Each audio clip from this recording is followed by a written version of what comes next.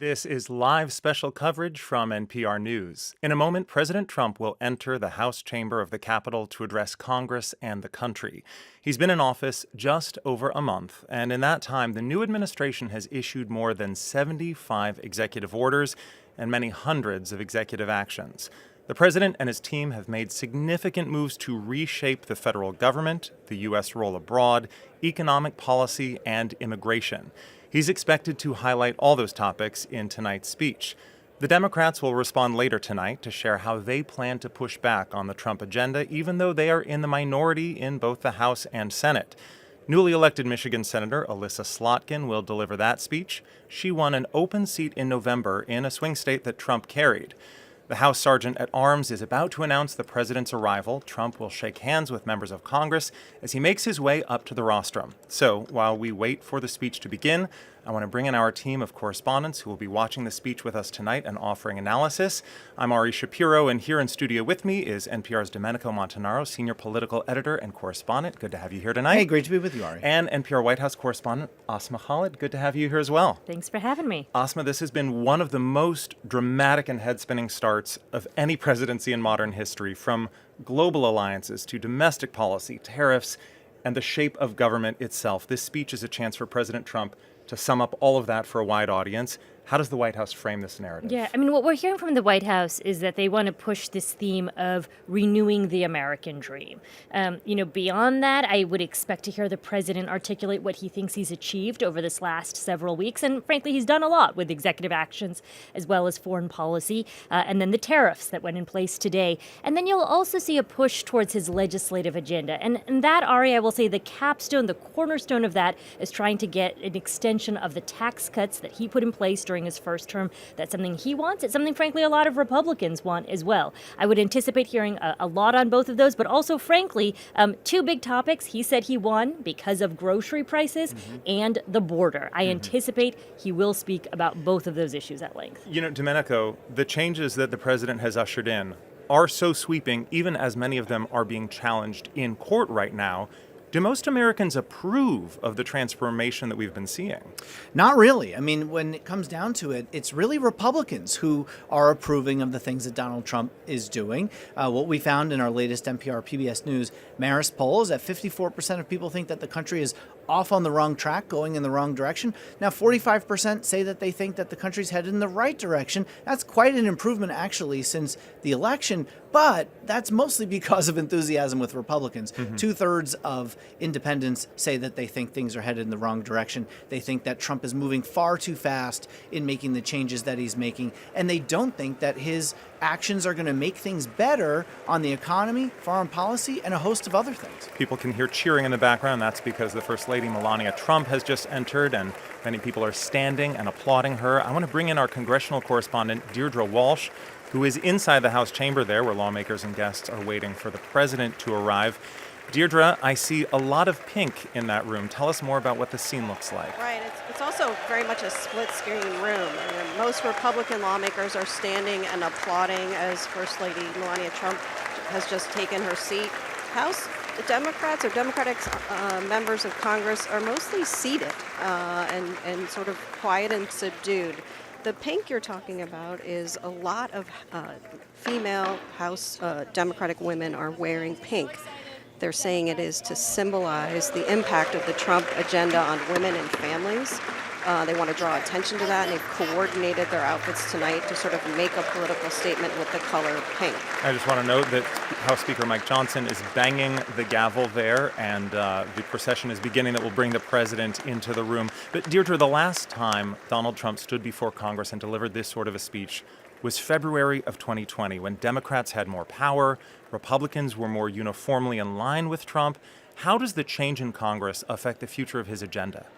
Such a big difference 5 years makes. I mean, 5 years ago, Democrats controlled the House, and then House Speaker Nancy Pelosi famously tore up then President Trump's speech at the end as sort of a protest to the speech. Today, House Speaker Mike Johnson talked about wanting to frame Trump's speech in gilded gold, he said. He talked about the progress that the GOP trifecta, the House and the Senate and the White House, all having Republican control, means for moving forward with Trump's agenda, and the House Speaker sort of proudly talked about how Republicans in Congress are already making progress to advance it. Last week, they did pass very narrowly with one vote against, with just one vote margin. House Republicans did advance the budget blueprint to move forward with the president's border security and tax cut agenda. Clearly, Republican control has really changed the dynamic. It's a starkly partisan chamber. Yeah. It typically is for these types of joint addresses, but just the change in power has really changed the mood on the Hill. Democrats are very despondent and concerned about the impact of the kinds of cuts that have come fast and furious in the 6 weeks since President Trump took office. Of course, the Supreme Court will also have a major say in whether President Trump's agenda stands, and many of the Supreme Court justices are in the crowd tonight. We can see Chief Justice John Roberts, among others. We're also seeing members of President Trump's cabinet, Health and Human Services Secretary RFK Jr., Pete Hegseth, the Defense Secretary, people who were very divisive and controversial in their nominations but are now confirmed and in those slots. Deirdre, I know one of the major traditions of this speech and the State of the Union is the ceremony of bringing guests, people who put a human face to the message in the speech. Can you tell us about a couple of the guests lawmakers and the First Lady have brought in tonight? I mean, one of the guests of the Trump administration is Elon Musk. He's sitting very close in the same area as First Lady Melania Trump. There was a smattering of applause when he entered the chamber earlier tonight. I imagine we're going to hear a lot from the president about Musk's Doge effort. The Department of Government Efficiency, yeah. Right. In terms of other guests, a lot of Democrats have invited fired federal workers to make a statement about their concern about the impact of Musk's cuts on federal agencies. A lot of them are veterans. One example is Virginia Senator Tim Kaine invited a veteran who worked for the FAA who lost his job at the Federal Aviation Administration. And some Democrats are skipping the speech, right? There are. I mean, the chamber is full, but there are some notable names missing tonight. New York Congresswoman Alexandria Ocasio-Cortez says she is skipping and she will be spending the time on her social media platform chatting about the speech and engaging in that way. A lot of Democrats who represent districts around the Washington, D.C. area that have been impacted by the cuts from the Doge department because so many federal workers live around Maryland and Virginia, say they're skipping the speech tonight in solidarity with their constituents who are suffering at this time. Others just say, like Patty Murray, the top Democrat on the Senate spending panel, she just says that Trump is spitting in the face of the law and she just doesn't want to hear it. That is NPR congressional correspondent Deirdre Walsh, who will be watching the speech from Capitol Hill. I want to bring it back into the studio now, and our White House correspondent, Asma Khalid. The White House specifically chose several guests whose families were victims of crimes committed by people who were in the U.S. illegally. Immigration was perhaps the subject Trump talked about most on the campaign, and it's an issue that they think won them this election. The Republican Party believes that. How do you expect this speech to frame Trump's immigration agenda? Well, I think in two ways. One is sort of symbolically, as you mentioned, having those guests there in the box. It's to provide a human face, and they're often an indication of what an administration is prioritizing. That being said, I will say it's very true to form. If you think back to the Republican conventions, this is something Donald Trump often does. He brings in family members, perhaps, who have lost someone to a crime, a victim of a crime that was committed by someone who was not in the country legally. That's what we're going to see here tonight as well. That being said, though, I think there are also substantive legislative things he wants to see. Encounters at the border have decreased over the last month. So this is a political win that Trump can point to. But you heard from the administration's border czar today telling reporters they need money for more beds. They need money for more flights. They need more money. Exactly, Tom Homan. And that is something I would anticipate hearing from Donald Trump today. The other big issue that voters say led them to cast their ballot for Donald Trump was inflation and the price of goods. And in the last 24 hours, we have seen tariffs take effect against the U.S.'s biggest trading partners, along with reciprocal tariffs. Canada, Mexico, China. Prices are not going down. How does this administration plan to address that? So thus far, what we've heard from the administration is essentially that this is a hangover from the Biden administration. I was in the cabinet meeting, the first cabinet meeting Trump held the other day, and I asked him about the drop in consumer confidence. Trump sidestepped the question, and the president said essentially that consumer confidence is at an all-time high. I don't know exactly what polling he was referring to, but that is his tendency to sort of sidestep an unfamiliar, uncomfortable question. What we have seen, though, from a number of his cabinet members is a desire to say that this is a hangover from the previous administration, that they've only been in office for a few weeks, and that they are dealing with economic problems over the last 4 years. That may be a sort of solution that they can offer in the moment. My big question is, at some point, it is going to become Donald Trump's economic problems, and what is he going to offer people tonight to alleviate some of those economic concerns? Well, tariffs are not an ibuprofen. That's for sure. I mean, to that headache and that hangover that we're talking about. There are a lot of things that a president can't do to make the economy better. There are some things a president can do to make it worse. And experts will tell you that putting tariffs on other countries and getting into active trade wars with allies and partners and even adversaries, especially places like China, where a lot of the United States consumers will take a lot of their goods from, that is actively making prices worse. And in fact, in our polling, we found that 57% of people expect prices to go up, and they think that tariffs are a big reason for that. Domenico, this is also the president's first speech since that disastrous Oval Office meeting on Friday with Ukrainian President Volodymyr Zelensky. Since then, the rift between the U.S. and its allies seems to keep widening. What is the vision of American power and global alliances that you expect to hear from the president tonight? This is a big question, and I think one that Donald Trump has already laid out and has been laying out during his campaign for what kind of president, what kind of Trump doctrine we're talking about. And what Trump wants and likes is power. People who are all powerful, whether it's strong men around the world. He doesn't have much regard for the small guy, the small countries that don't have a lot of ability to either pay or fight for themselves, like Ukraine. And he's not really moored in an ideology. Donald Trump is very transactional. He wants to know what the United States can get out of something, and especially in the case of a country like Ukraine, which needs the United States, which needs allies to fund it to billions of dollars. He wants very much to see fealty, to see them come to the table and say, thank you very much. I need this. Thank you for helping us. We're so grateful. Something that obviously Zelensky has done time and time again, but not to the extent certainly that Vice President J.D. Vance wanted him to do in that Oval Office address, even though he was saying a lot of falsehoods and things that Zelensky just couldn't let pass. It strikes me that on so many of these prominent issues, Deirdre, from Russia to tariffs, Republicans have historically opposed the position that the Trump administration is taking today. And so, Deirdre, from where you sit there in Congress, I was going to ask if we expect to hear any Republican pushback, but I guess we're about to find out as the president delivers his speech. The President of the United States. He is entering the chamber now. He's going to take some time to walk through and shake hands with people. So the president is now entering the chamber. It's going to be a few moments before he begins to deliver the speech. You see a lot of smartphones raised and members of Congress shooting photos and filming videos, even though I believe they were told they're not allowed to film video. Deirdre, while the president makes his way through this crowd shaking hands, do you expect there will be any Republican pushback, even as Trump aligns himself more with Russia, less with allies?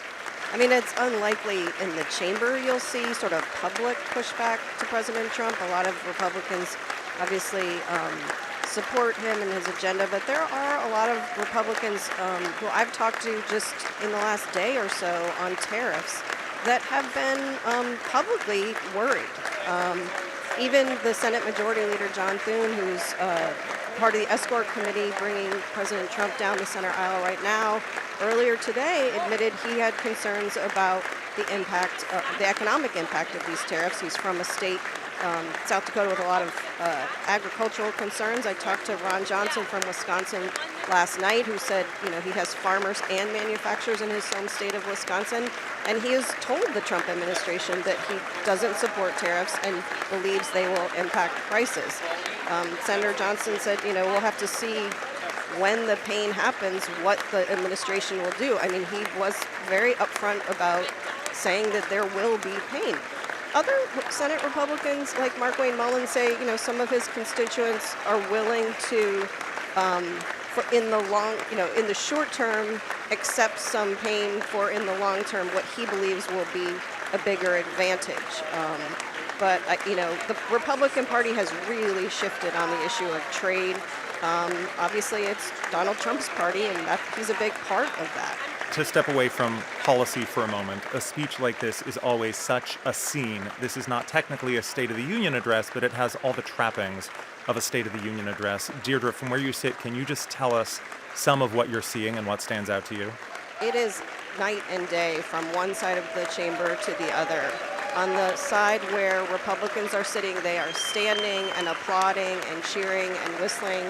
Democrats are largely seated, basically with their, sitting on their hands, looking forward, sort of watching Trump enter the chamber, but really sort of no response. Just a this is likely to be sort of the mood of this speech that we expect from President Trump. He's greeting the Supreme Court justices that he appointed, Amy Coney Barrett, Brett Kavanaugh, who he's speaking with right now, yeah. And he's making his way over to the chambers. Still a lot of members steering and standing and cheering.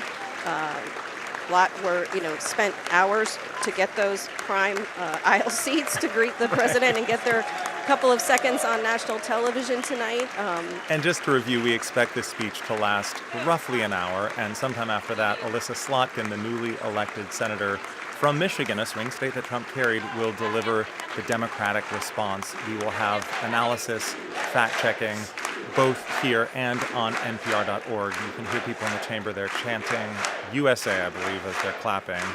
And President Trump is reaching the front of the room where Vice President J.D. Vance and House Speaker Mike Johnson have been waiting.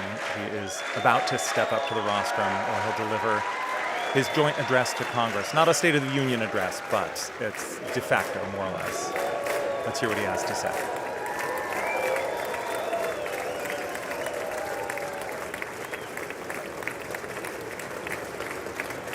He's shaking hands there with the Vice President before he begins. He's got a thick black binder there.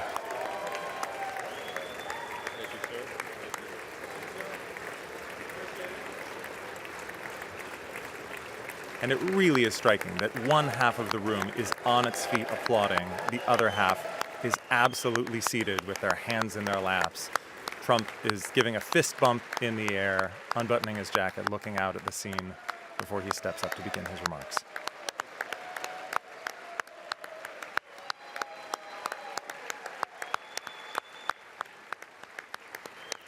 If you're just joining us, I'm Ari Shapiro, and this is live special coverage from NPR News.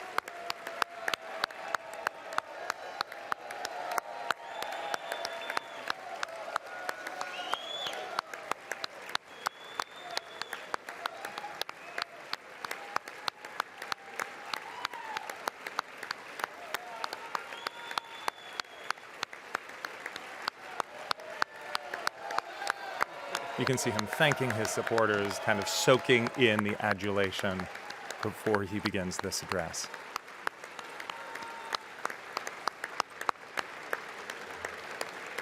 I should mention that while the Republicans are standing and applauding, and the Democrats are seated with their hands in their laps, the Supreme Court justices are standing but not applauding. Speaker Johnson, Vice President Vance, the First Lady of the United States.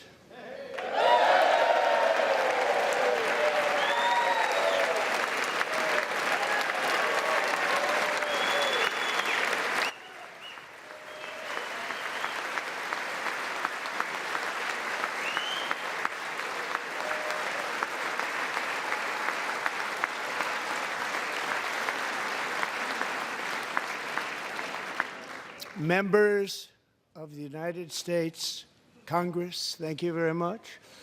And to my fellow citizens, America is back.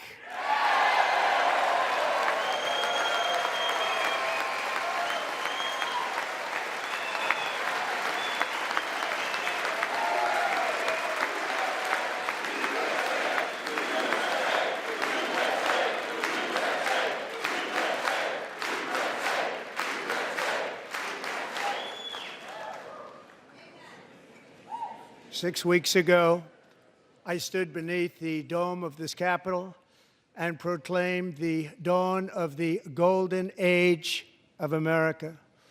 From that moment on, it has been nothing but swift and unrelenting action to usher in the greatest and most successful era in the history of our country.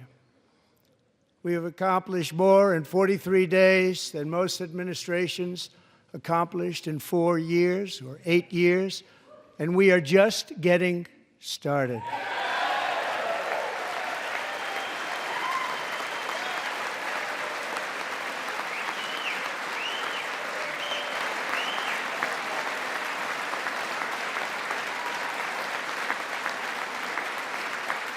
Thank you. I return to this chamber tonight to report that America's momentum is back, our spirit is back, our pride is back, our confidence is back, and the American dream is surging bigger and better than ever before.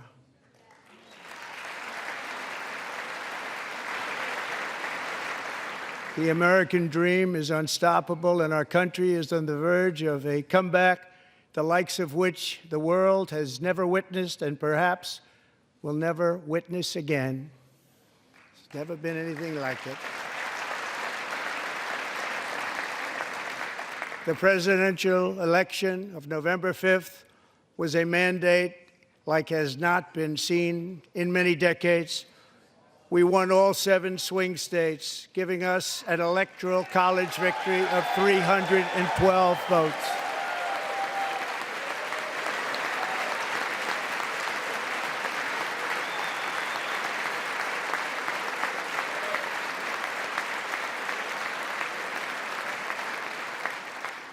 We won the popular vote by big numbers and won counties in our country.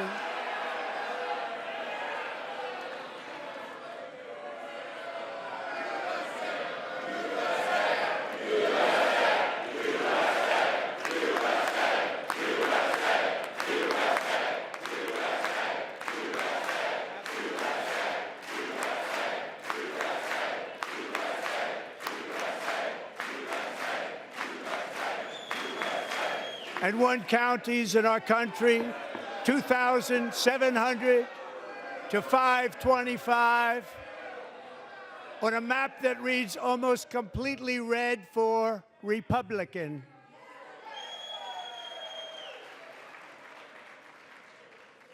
Now, for the first time in modern history, more Americans believe that our country is headed in the right direction than the wrong direction. In fact, it's an astonishing record, 27-point swing, the most ever.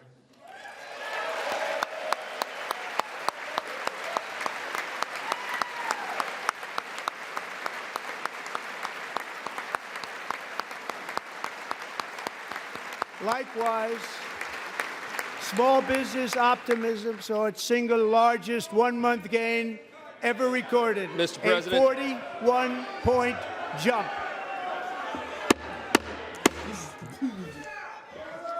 Members are directed to uphold and maintain decorum in the House and to cease any further disruptions. That's your warning. President's speech. Some members of Congress have interrupted the president's speech, and Members Republican are members have engaging in shouted willful and them continuing down. breach of decorum, and the chair is prepared to direct the Sergeant-at-Arms to restore order to the joint session. Looks like Democratic Congressman Al Green was disrupting, shouting, "You don't have a mandate."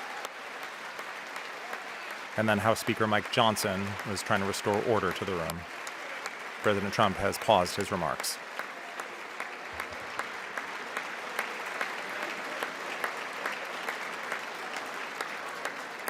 Mr. Green, take your seat. Take your seat, sir. Take your seat. Finding that members continue to engage in willful and concerted disruption of proper decorum, the chair now directs the Sergeant-at-Arms to restore order. Remove this gentleman from the chamber. This is something I don't believe we have seen in a joint address to Congress before, the Sergeant-at-Arms removing a member of Congress who interrupted the speech. Congressman Al Green waving his cane as he now moves towards the aisle and prepares to leave the room. Speeches like this have been interrupted before, but I don't recall such an extensive disruption and a member being asked to leave. Deirdre Walsh is there watching this unfold. Deirdre, can you just describe what's happening as we wait for the president to resume? Well, Texas Democrat Al Green is being escorted out of the Members are chamber directed after he to stood and uphold disrupted maintain President the Trump's speech and argued he did not have a mandate. Thank you. The speaker. All right, President Trump is resuming. Let's Over the listen. past 6 weeks, I have signed nearly 100 executive orders and taken more than 400 executive actions, a record to restore common sense, safety, optimism, and wealth all across our wonderful land. The people elected me to do the job, and I'm doing it.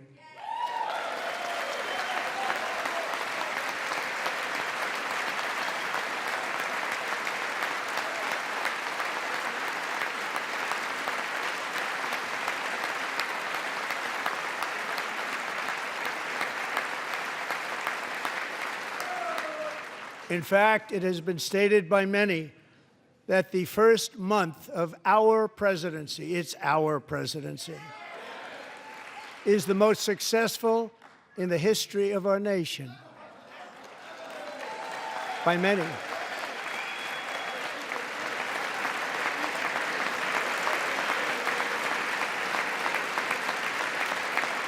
And what makes it even more impressive is that, do you know who number 2 is?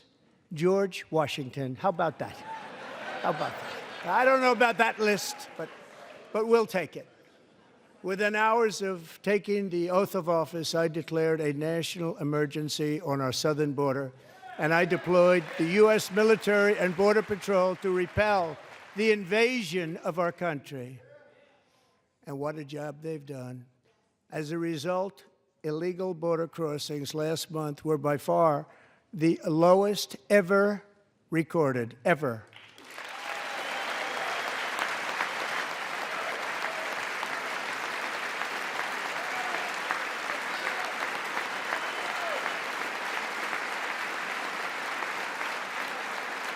They heard my words and they chose not to come. Much easier that way. In comparison, under Joe Biden, the worst president in American history, there were hundreds of thousands of illegal crossings a month, and virtually all of them, including murderers, drug dealers, gang members, and people from mental institutions and insane asylums, were released into our country. Who would want to do that? This is my 5th such speech to Congress. And once again, I look at the Democrats in front of me, and I realize there is absolutely nothing I can say to make them happy or to make them stand or smile or applaud. Nothing I can do. I could find a cure to the most devastating disease, a disease that would wipe out entire nations, or announce the answers to the greatest economy in history, or the stoppage of crime to the lowest levels ever recorded. And these people sitting right here will not clap, will not stand, and certainly will not cheer for these astronomical achievements. They won't do it, no matter what. Five times I've been up here. It's very sad, and it just shouldn't be this way.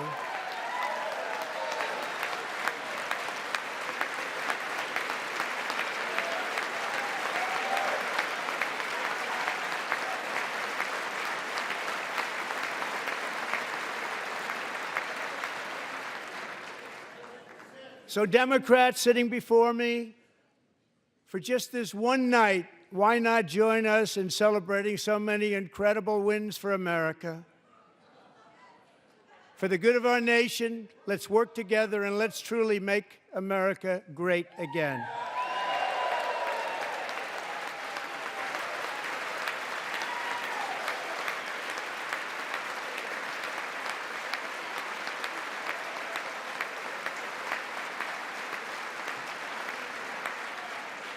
Every day, my administration is fighting to deliver the change America needs to bring a future that America deserves, and we're doing it.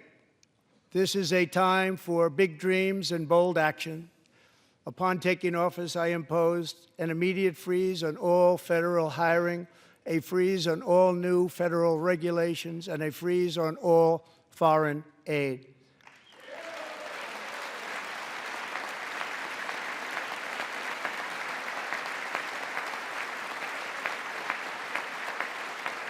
I terminated the ridiculous Green New Scam.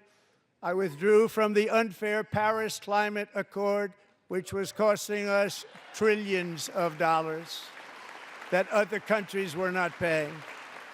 I withdrew from the corrupt World Health Organization.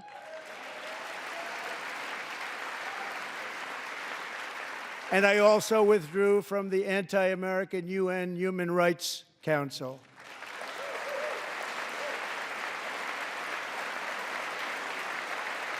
We ended all of Biden's environmental restrictions that were making our country far less safe and totally unaffordable. And importantly, we ended the last administration's insane electric vehicle mandate, saving our auto workers and companies from economic destruction.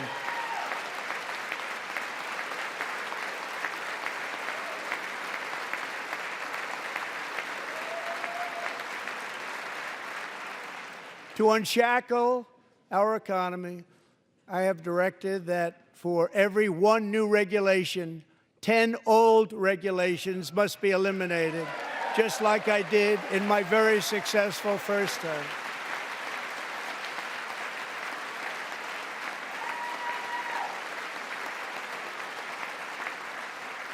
And in that first term, we set records on ending unnecessary rules and regulations like no other president had done before. We ordered all federal workers to return to the office. They will either show up for work in person or be removed from their job.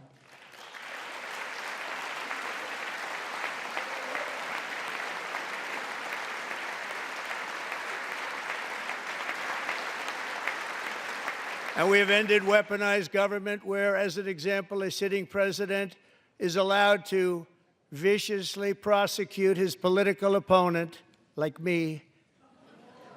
How did that work out? Not too good. Not too good.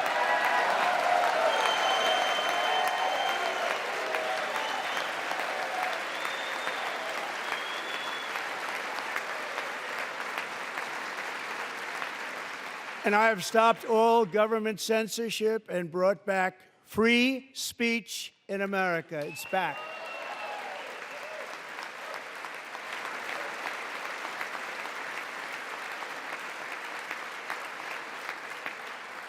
And 2 days ago, I signed an order making English the official language of the United States of America.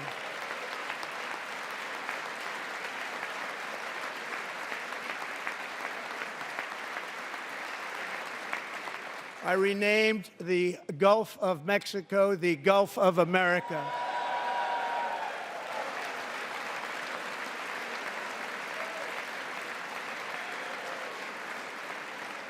And likewise, I renamed, for a great president, William McKinley, Mount McKinley again.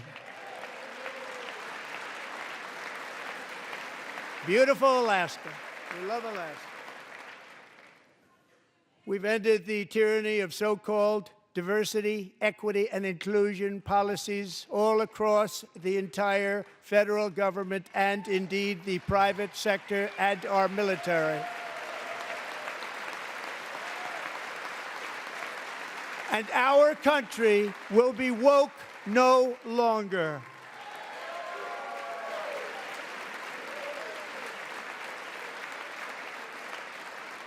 We believe that whether you are a doctor, an accountant, a lawyer, or an air traffic controller, you should be hired and promoted based on skill and competence, not race or gender.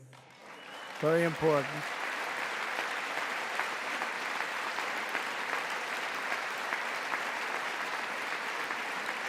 You should be hired based on merit. And the Supreme Court, in a brave and very powerful decision, has allowed us to do so. Thank you. Thank you very much. Thank you. We have removed the poison of critical race theory from our public schools, and I signed an order making it the official policy of the United States government that there are only two genders, male and female.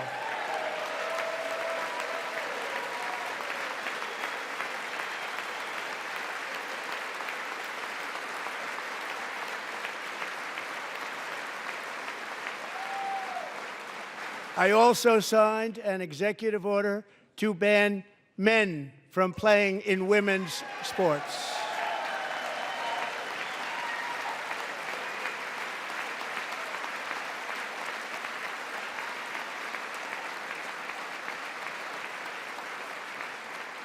Three years ago, Peyton McNabb was an all-star high school athlete, one of the best, preparing for a future in college sports. But when her girls' volleyball match was invaded by a male, he smashed the ball so hard in Peyton's face, causing traumatic brain injury, partially paralyzing her right side, and ending her athletic career. It was a shot like she's never seen before. She's never seen anything like it. Peyton is here tonight in the gallery, and Peyton, from now on, schools will kick the men off the girls' team, or they will lose all federal funding.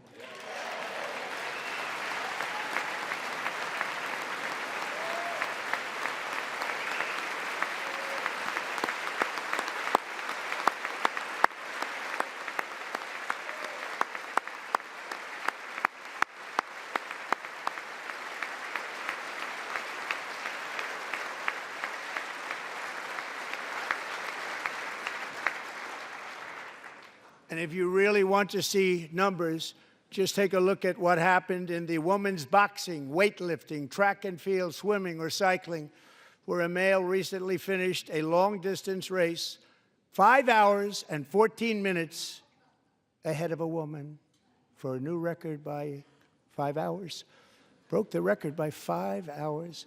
It's demeaning for women, and it's very bad for our country. We're not going to put up with it any longer.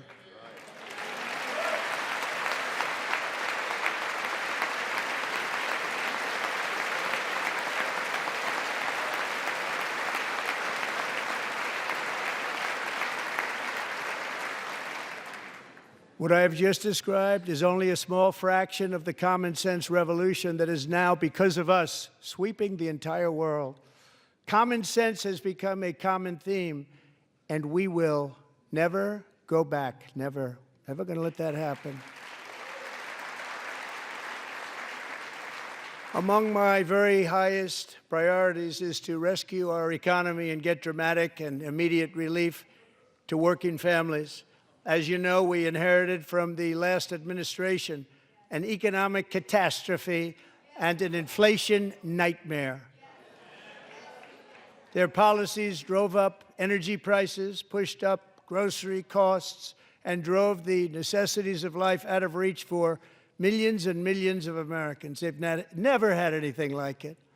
We suffered the worst inflation in 48 years, but perhaps even in the history of our country. They're not sure. As president, I'm fighting every day to reverse this damage and make America affordable again.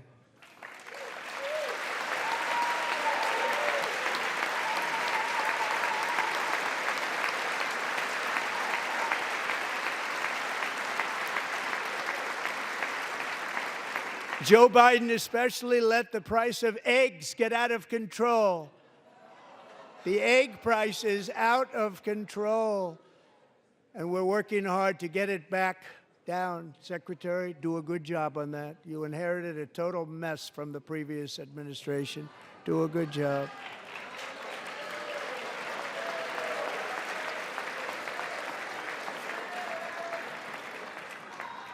A major focus of our fight to defeat inflation is rapidly reducing the cost of energy. The previous administration cut the number of new oil and gas leases by 95%, slowed pipeline construction to a halt, and closed more than 100 power plants. We are opening up many of those power plants right now. Some Democratic lawmakers have walked out of the room. Others are holding up black placards that say false in response to some of President Trump's remarks. And frankly, we have never seen anything like it. That's why on my first day in office, I declared a national energy emergency. As you've heard me say many times, we have more liquid gold under our feet than any nation on earth, and by far. And now I fully authorize the most talented team ever assembled to go and get it. It's called Drill, Baby, Drill.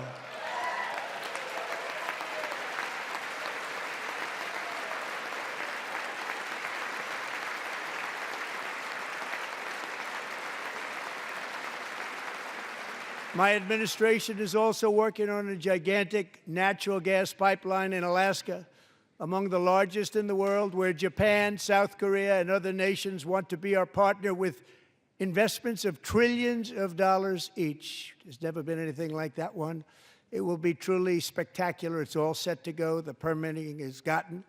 And later this week, I will also take historic action to dramatically expand production of critical minerals and rare earths here in the USA.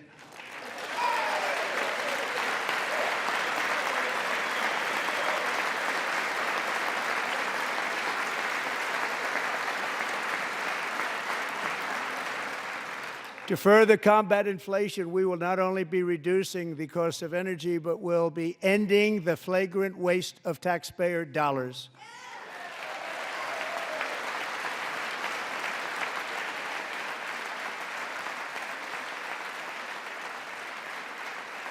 And to that end, I have created the brand new Department of Government Efficiency, DOGE. Perhaps you've heard of it. Perhaps.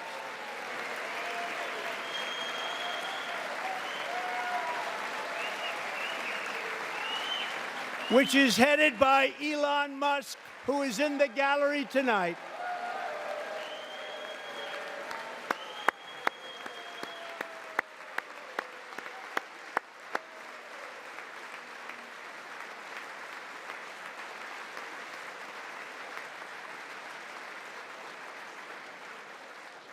Thank you, Elon. He's working very hard. He didn't need this. He didn't need this. Thank you very much. We appreciate it. Everybody here, even this side, appreciates it, I believe. They just don't want to admit that. Just listen to some of the appalling waste we have already identified.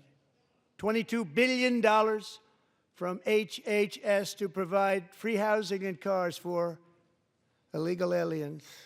$45 million for diversity, equity, and inclusion scholarships in Burma. $40 million to improve the social and economic inclusion of sedentary migrants. Nobody knows what that is. $8 million to promote LGBTQI+ in the African nation of Lesotho, which nobody has ever heard of. $60 million for indigenous peoples and Afro-Colombian empowerment in Central America. $60 million. $8 million for making mice transgender. This is real.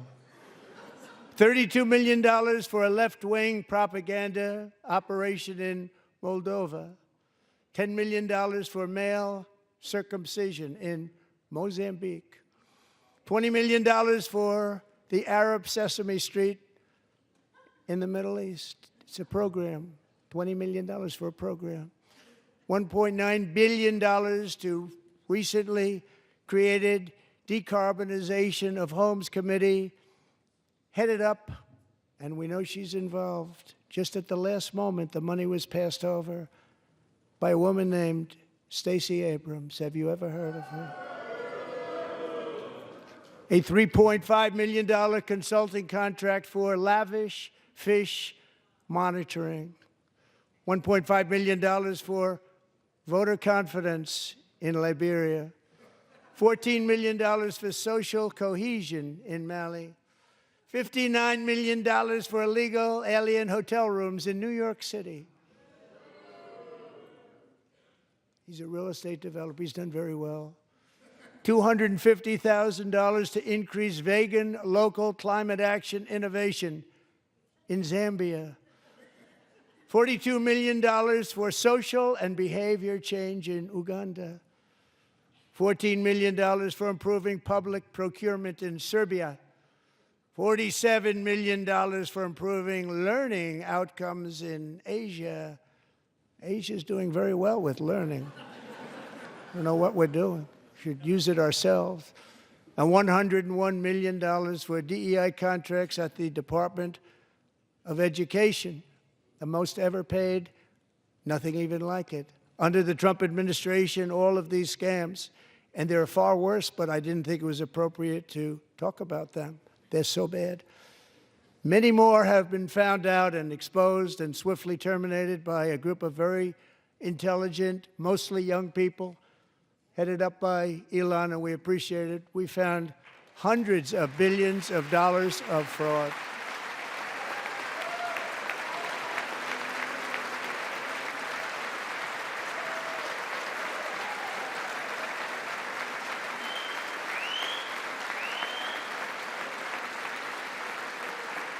And we've taken back the money and reduced our debt to fight inflation and other things.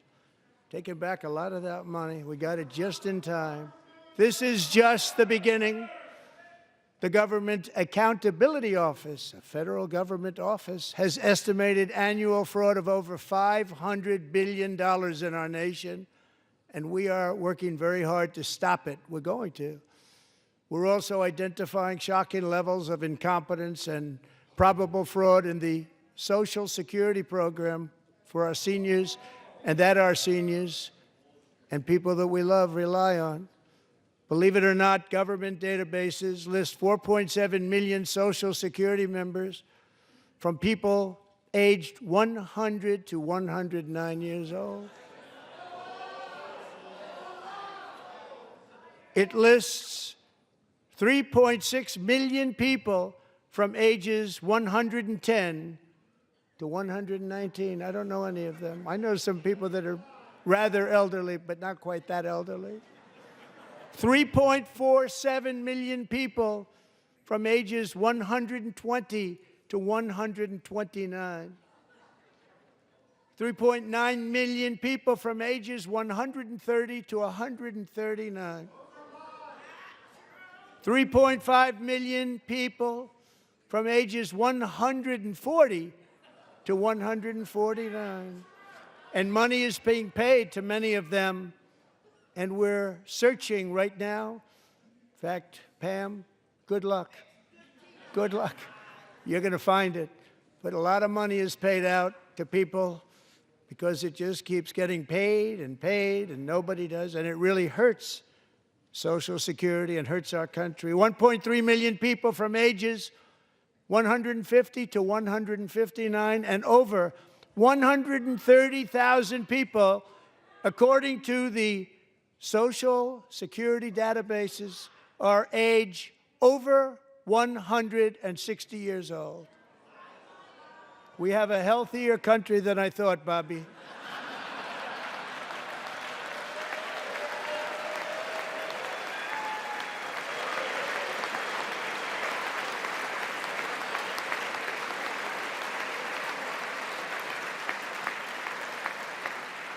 Including, to finish, 1,039 people between the ages of 220 and 229, one person between the age of 240 and 249, and one person is listed at 360 years of age. More than 100 years older than our country. But we're going to find out where that money's going, and it's not going to be pretty. By slashing all of the fraud, waste, and theft we can find, we will defeat inflation, bring down mortgage rates, lower car payments and grocery prices, protect our seniors, and put more money in the pockets of American families.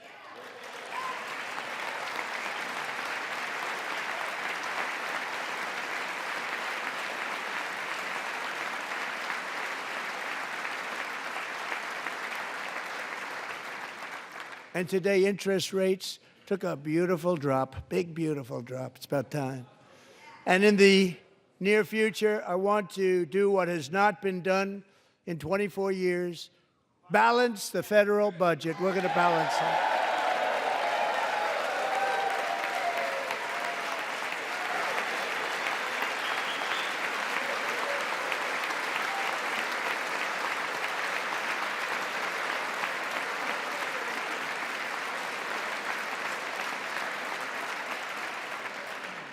With that goal in mind, we have developed in great detail what we are calling the Gold Card, which goes on sale very, very soon. For $5 million, we will allow the most successful job-creating people from all over the world to buy a path to U.S. citizenship. It's like the green card, but better and more sophisticated. And these people will have to pay tax in our country. They won't have to pay tax from where they came. The money that they've made, you wouldn't want to do that, but they have to pay tax, create jobs. They'll also be taking people out of colleges and paying for them so that we can keep them in our country instead of having them being forced out. Number one, at the top school, as an example, being forced out and not being allowed to stay and create tremendous numbers of jobs and great success for a company out there. So while we take out the criminals, killers, traffickers, and child predators who are allowed to enter our country under the open border policy of these people, the Democrats, the Biden administration, the open border insane policies that you've allowed to destroy our country, we will now bring in brilliant, hardworking, job-creating people. They're going to pay a lot of money, and we're going to reduce our debt with that money.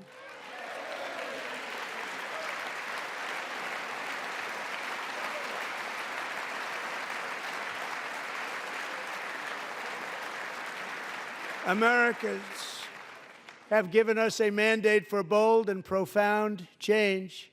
For nearly 100 years, the federal bureaucracy has grown until it has crushed our freedoms, ballooned our deficits, and held back America's potential in every possible way. The nation founded by pioneers and risk-takers now drowns under millions and millions of pages of regulations and debt. Approvals that should take 10 days to get instead take 10 years, 15 years, and even 20 years before you're rejected. Meanwhile, we have hundreds of thousands of federal workers who have not been showing up to work. My administration will reclaim power from this unaccountable bureaucracy, and we will restore true democracy to America again.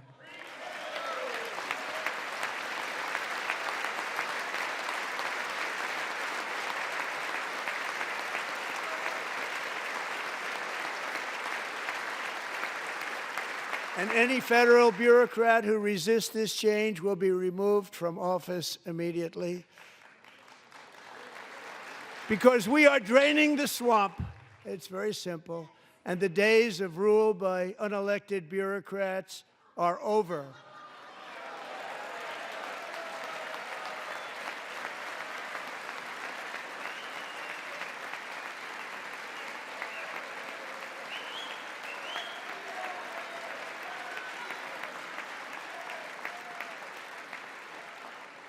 And the next phase of our plan to deliver the greatest economy in history is for this Congress to pass tax cuts for everybody. They're in there. They're waiting for you to vote.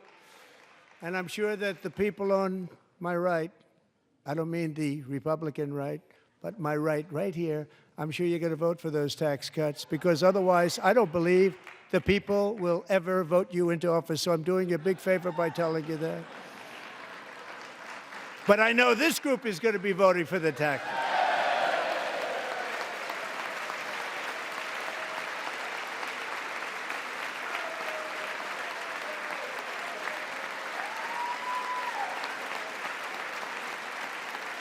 Thank you. It's a very, very big part of our plan. We had tremendous success in our first term with it. A very big part of our plan. We're seeking permanent income tax cuts all across the board. And to get urgently needed relief to Americans hit especially hard by inflation, I'm calling for no tax on tips, no tax on overtime, and no tax on Social Security benefits for our great seniors. Good luck.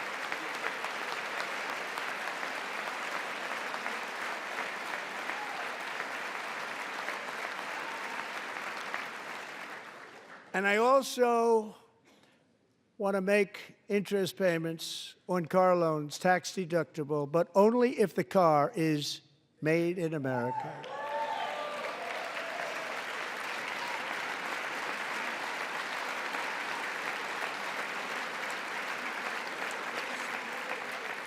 And by the way, we're going to have growth in the auto industry like nobody's ever seen. Plants are opening up all over the place. Deals are being made. Never seen. That's a combination of the election win and tariffs. It's a beautiful word, isn't it? That, along with our other policies, will allow our auto industry to absolutely boom. It's going to boom.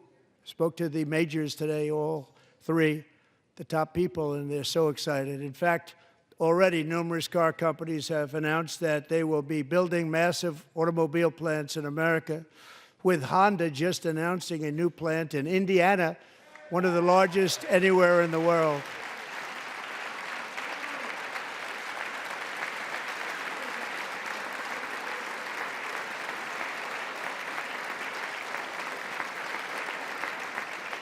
And this has taken place since our great victory on November 5th, a date which will hopefully go down as one of the most important in the history of our country.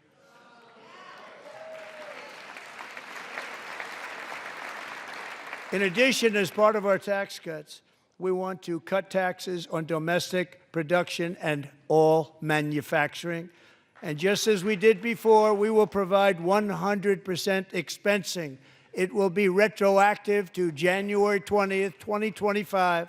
And it was one of the main reasons why our tax cuts were so successful in our first term, giving us the most successful economy in the history of our country. First term. We had a great first term.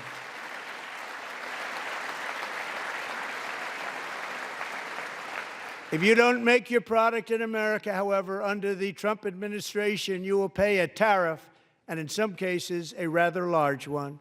Other countries have used tariffs against us for decades, and now it's our turn to start using them against those other countries. On average, the European Union, China, Brazil, India, Mexico, and Canada, have you heard of them? And countless other nations charge us tremendously higher tariffs than we charge them. It's very unfair. India charges us auto tariffs higher than 100%. China's average tariff on our products is twice what we charge them. And South Korea's average tariff is 4 times higher. Think of that, 4 times higher. And we give so much help militarily and in so many other ways to South Korea, but that's what happens. This is happening by friend and foe. This system is not fair to the United States and never was, and so on April 2nd, I wanted to make it April 1st, but I didn't want to be accused of April Fool's Day. That's not, just one day cost us a lot of money. But we're going to do it in April. I'm a very superstitious person. April 2nd, reciprocal tariffs kick in. And whatever they tariff us, other countries, we will tariff them. That's reciprocal, back and forth. Whatever they tax us, we will tax them. If they do non-monetary tariffs to keep us out of their market, then we will do non-monetary barriers to keep them out of our market. There's a lot of that, too. They don't even allow us in their market. We will take in trillions and trillions of dollars and create jobs like we have never seen before. I did it with China, and I did it with others, and the Biden administration couldn't do anything about it because there was so much money they couldn't do anything about it. We have been ripped off for decades by nearly every country on earth, and we will not let that happen any longer.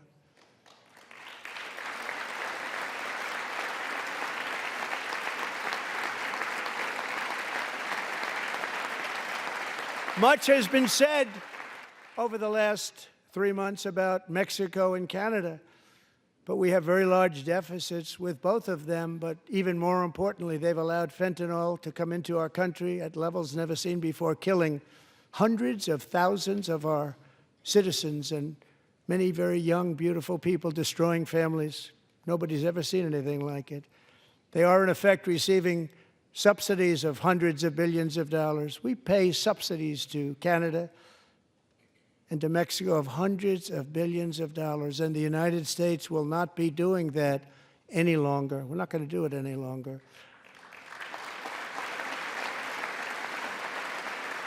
Thanks to our America First policies we're putting into place, we have had $1.7 trillion of new investment in America in just the past few weeks. The combination of the election and our economic policies that people of SoftBank, one of the most brilliant anywhere in the world, announced a $200 billion investment. OpenAI and Oracle, Larry Ellison, announced $500 billion investment, which they wouldn't have done if Kamala had won. Apple announced $500 billion investment. Tim Cook called me. He said, I cannot spend it fast enough. It's going to be much higher than that, I believe. They'll be building their plants here instead of in China. And just yesterday, Taiwan Semiconductor, the biggest in the world, most powerful in the world, has a tremendous amount, 97% of the market, announced a $165 billion investment to build the most powerful chips on earth right here in the USA.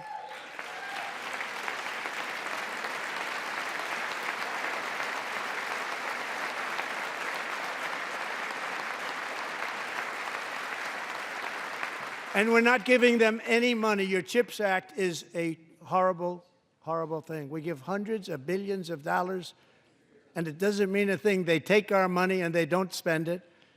All that meant to them, we're giving them no money. All that was important to them was they didn't want to pay the tariffs, so they came and they're building, and many other companies are coming. We don't have to give them money. We just want to protect our businesses and our people. And they will come because they won't have to pay tariffs if they build in America. So it's very amazing. You should get rid of the CHIP Act, and whatever's left over, Mr. Speaker, you should use it to reduce debt or any other reason you want to.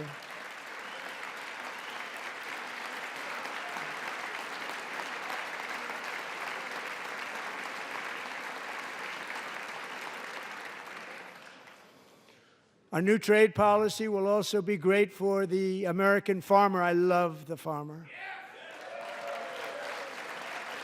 who will now be selling into our home market, the USA, because nobody is going to be able to compete with you. Because those goods that come in from other countries and companies, they're really in a bad position in so many different ways. They're uninspected. They may be very dirty and disgusting, and they come in and they pour in, and they hurt our American farmers. The tariffs will go on agricultural product coming into America, and our farmers, starting on April 2nd, it may be a little bit of an adjustment period. We had that before when I made the deal with China, $50 billion of purchases, and I said, just bear with me, and they did. They did. Probably have to bear with me again, and this will be even better. That was great.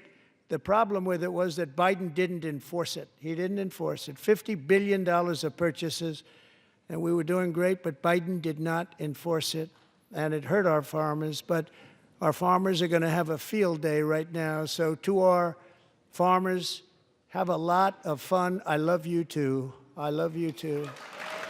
It's all going to happen.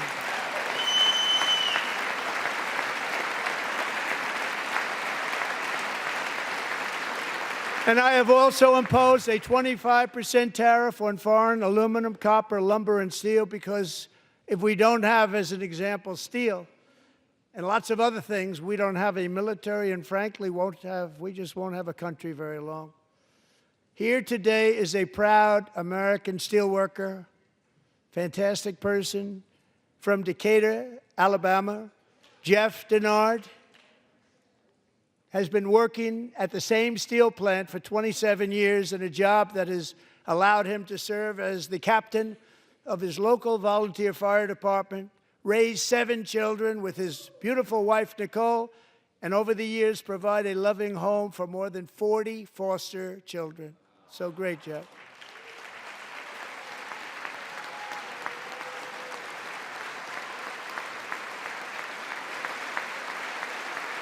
Thank you, Jeff. Thank you, Jeff.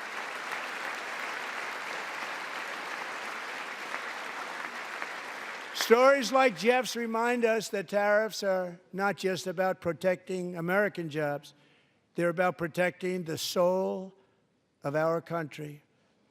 Tariffs are about making America rich again and making America great again, and it's happening, and it will happen rather quickly. There'll be a little disturbance, but we're okay with that.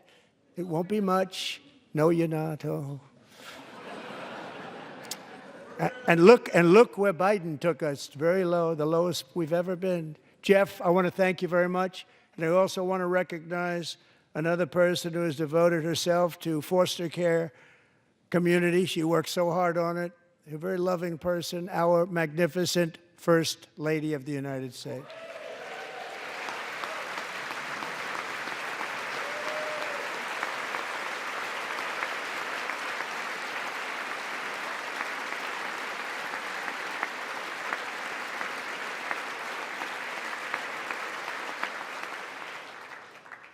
Melania's work has yielded incredible results, helping prepare our nation's future leaders as they enter the workforce. Our First Lady is joined by 2 impressive young women, very impressive. Haley Ferguson, who benefited from the First Lady's Fostering the Future initiative and is poised to complete her education and become a teacher. And Elliston Berry, who became a victim of an illicit deepfake image produced by a peer. With Elliston's help, the Senate just passed the Take It Down Act, and this is so important. Thank you very much, John. John Thune, thank you. Stand up, John. Thank you, John.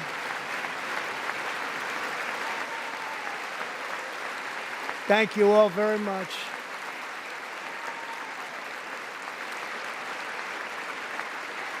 Thank you. And thank you to John Thune and the Senate. Great job.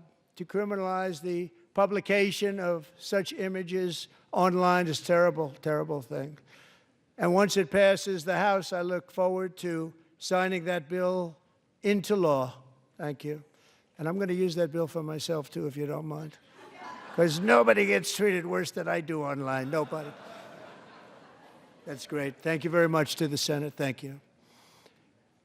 But if we truly care about protecting Americans' children, no step is more crucial than securing America's borders. Over the past 4 years, 21 million people poured into the United States. Many of them were murderers, human traffickers, gang members, and other criminals from the streets of dangerous cities all throughout the world. Because of Joe Biden's insane and very dangerous open border policies, they are now strongly embedded in our country, but we are getting them out and getting them out fast.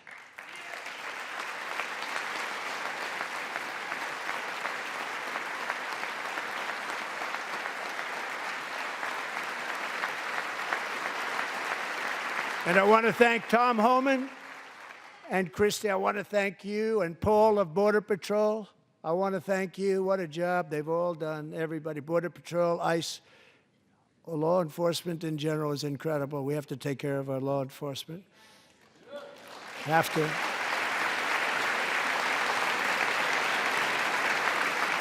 Last year,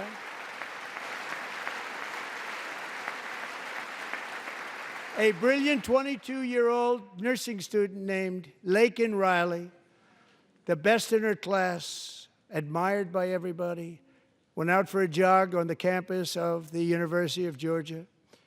That morning, Laken was viciously attacked, assaulted, beaten, brutalized, and horrifically murdered. Laken was stolen from us by a savage illegal alien gang member who was arrested while trespassing across Biden's open southern border and then set loose into the United States under the heartless policies of that failed administration. It was indeed a failed administration.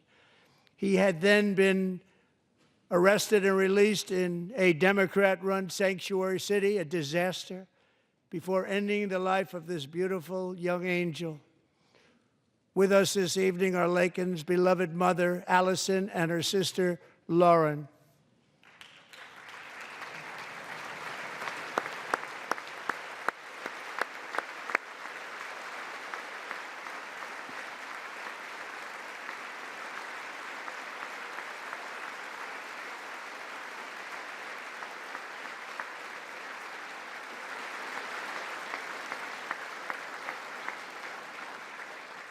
Last year, I told Lakin's grieving parents that we would ensure their daughter would not have died in vain. That's why the very first bill I signed into law as your 47th president mandates the detention of all dangerous criminal aliens who threaten public safety. It's a very strong, powerful act.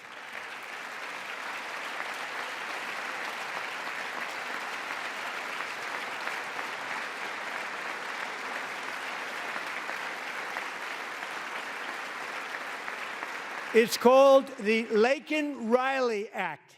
So Allison and Lauren, America will never, ever forget our beautiful Lakin Hope Riley.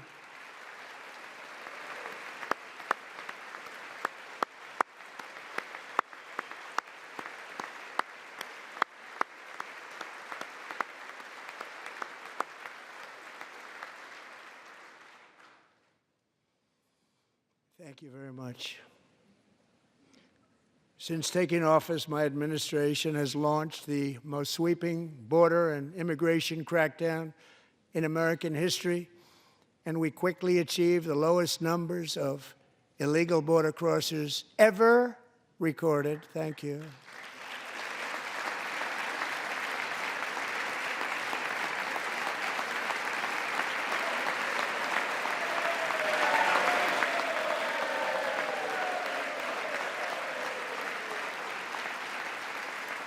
The media and our friends in the Democrat Party kept saying we needed new legislation, we must have legislation to secure the border. But it turned out that all we really needed was a new president.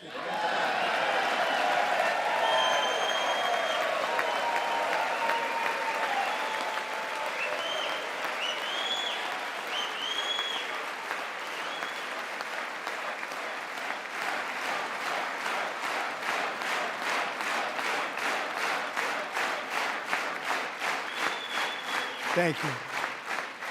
Joe Biden didn't just open our borders, he flew illegal aliens over them to overwhelm our schools, hospitals, and communities throughout the country.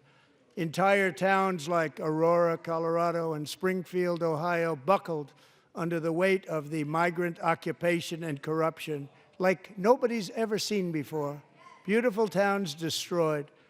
Now, just as I promised in my inaugural address, we are achieving the great liberation of America.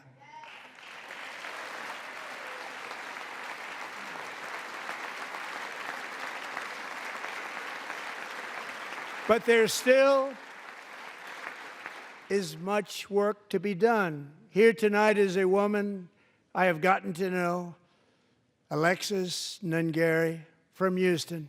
Wonderful woman. Last June, Alexis's 12-year-old daughter, her precious Jocelyn, walked to a nearby convenience store.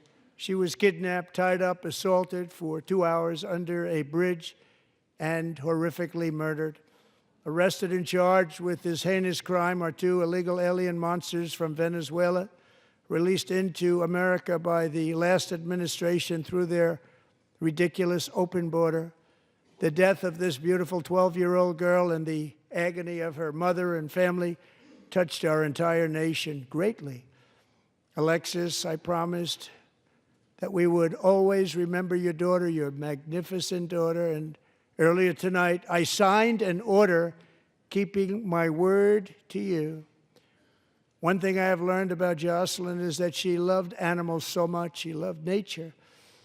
Across Galveston Bay, from where Jocelyn lived in Houston, you will find a magnificent national wildlife refuge, a pristine, peaceful, 34,000-acre sanctuary for all of God's creatures on the edge of the Gulf of America.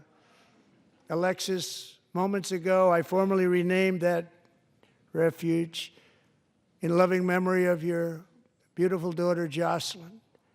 So, Mr. Vice President, if you would, may I have the order?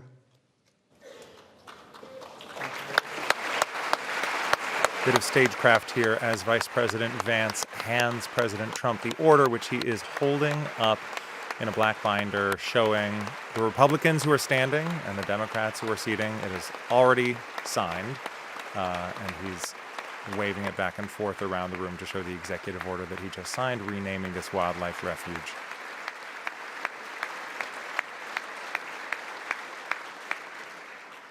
Thank you very much.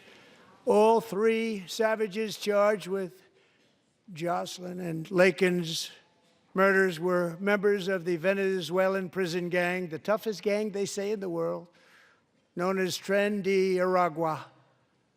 2 weeks ago, I officially designated this gang, along with MS-13 and the bloodthirsty Mexican drug cartels, as foreign terrorist organizations.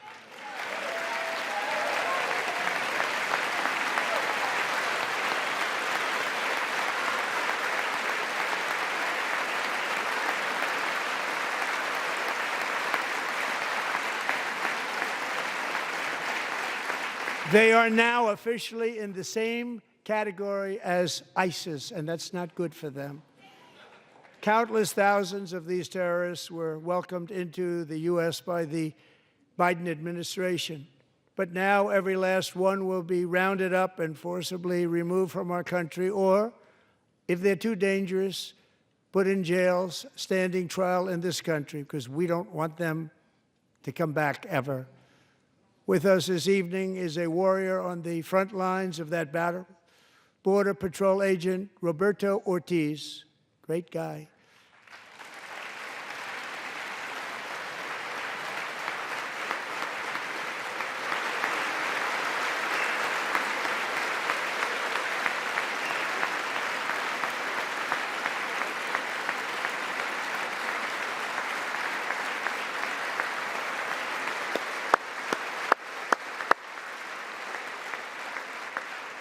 In January, Roberto and another agent were patrolling by the Rio Grande near an area known as Cartel Island. Doesn't sound too nice to me.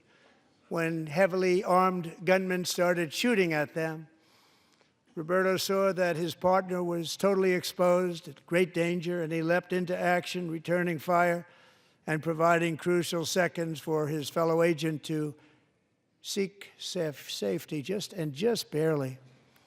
I have some of the prints of that event, and it was not good. Agent Ortiz, we salute you for your great courage and for your line of fire that you took and for the bravery that you showed. We honor you, and we will always honor you. Thank you, Roberto, very much.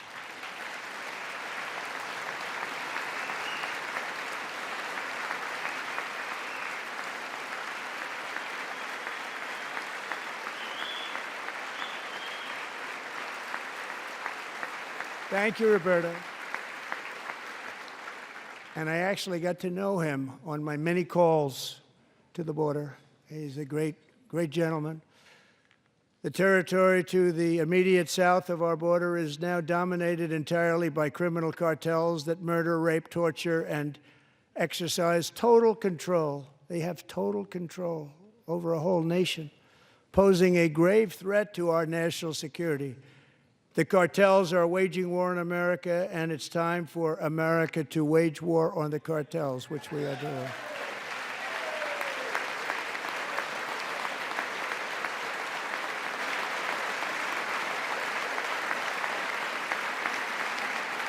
Five nights ago, Mexican authorities, because of our tariff policies being imposed on them, think of this, handed over to us 29 of the biggest cartel leaders in their country. That has never happened before. They want to make us happy.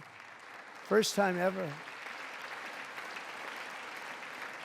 But we need Mexico and Canada to do much more than they've done, and they have to stop the fentanyl and drugs pouring into the USA. They're going to stop it. I have sent Congress a detailed funding request laying out exactly how we will eliminate these threats to protect our homeland and complete the largest deportation operation in American history, larger even than current record holder President Dwight D. Eisenhower, a moderate man, but someone who believed very strongly in borders. Americans expect Congress to send me this funding without delay so I can sign it into law. So, Mr. Speaker, John Thune, both of you, I hope you're going to be able to do that. Mr. Speaker, thank you. Mr. Leader, thank you. Thank you very much. And let's get it to me. I'll sign it so fast, you won't even believe it.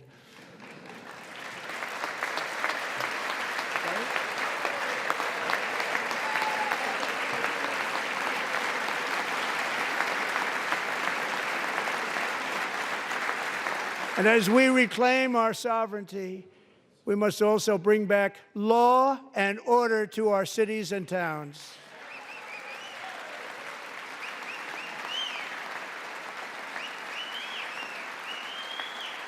In recent years, our justice system has been turned upside down by radical left lunatics. Many jurisdictions virtually ceased enforcing the law against dangerous repeat offenders while weaponizing law enforcement against political opponents like me. My administration has acted swiftly and decisively to restore fair, equal, and impartial justice under the constitutional rule of law, starting at the FBI and the DOJ. Pam, good luck. Cash, wherever you may be, good luck. Good luck. Pam Bond. Good luck. So important. Going to do a great job. Cash, thank you. Thank you, Cash.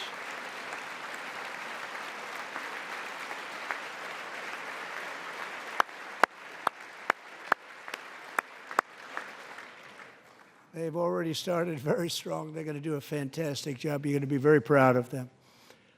We're also once again giving our police officers the support, protection, and respect they so dearly deserve. They have to get it. They have such a hard, dangerous job, but we're going to make it less dangerous.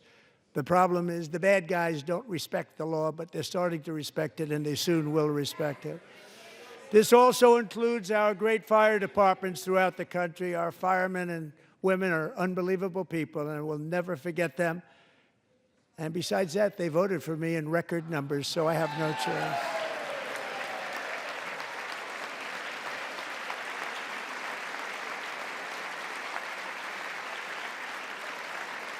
One year ago this month, 31-year-old New York police officer Jonathan Diller, unbelievably wonderful person and a great officer, was gunned down at a traffic stop on Long Island. I went to his funeral. The vicious criminal charged with his murder had 21 prior arrests, and they were rough arrests, too. He was a real bad one.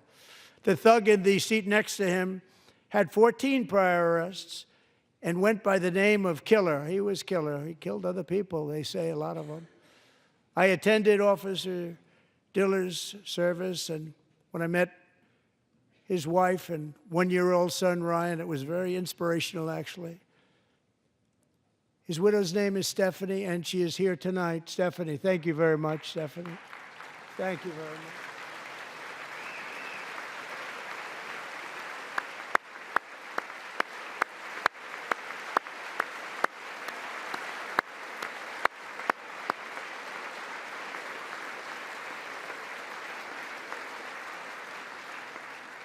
Stephanie, we're going to make sure that Ryan knows his dad was a true hero, New York's finest, and we're going to get these cold-blooded killers and repeat offenders off our streets, and we're going to do it fast. Got to stop it. They get out with 28 arrests. They push people into subway trains. They hit people over the head, back of the head with baseball bats. We got to get them out of here. I've already signed an executive order requiring a mandatory death penalty for anyone who murders a police officer. And tonight I'm asking Congress to pass that policy into permanent law.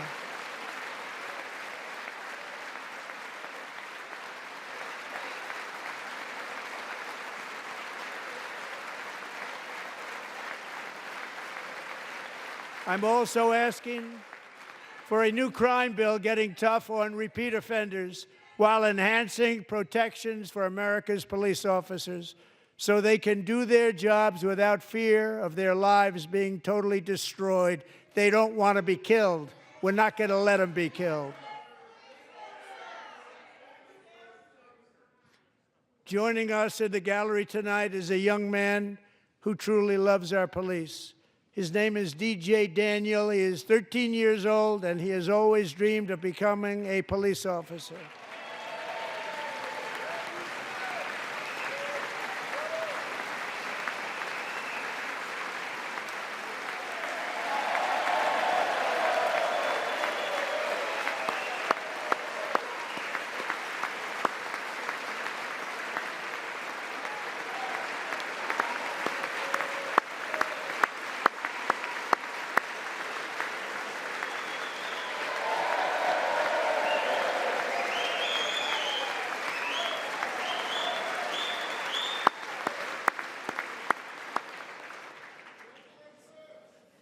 But in 2018, DJ was diagnosed with brain cancer. The doctors gave him 5 months at most to live. That was more than 6 years ago.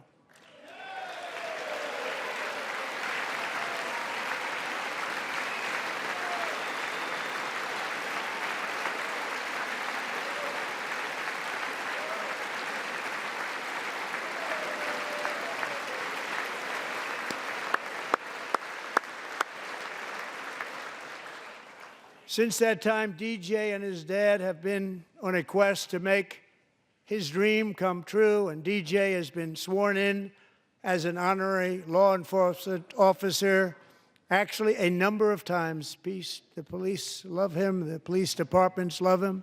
And tonight, DJ, we're going to do you the biggest honor of them all. I am asking our new Secret Service Director, Sean Curran, to officially make you an agent of the United States Secret Service.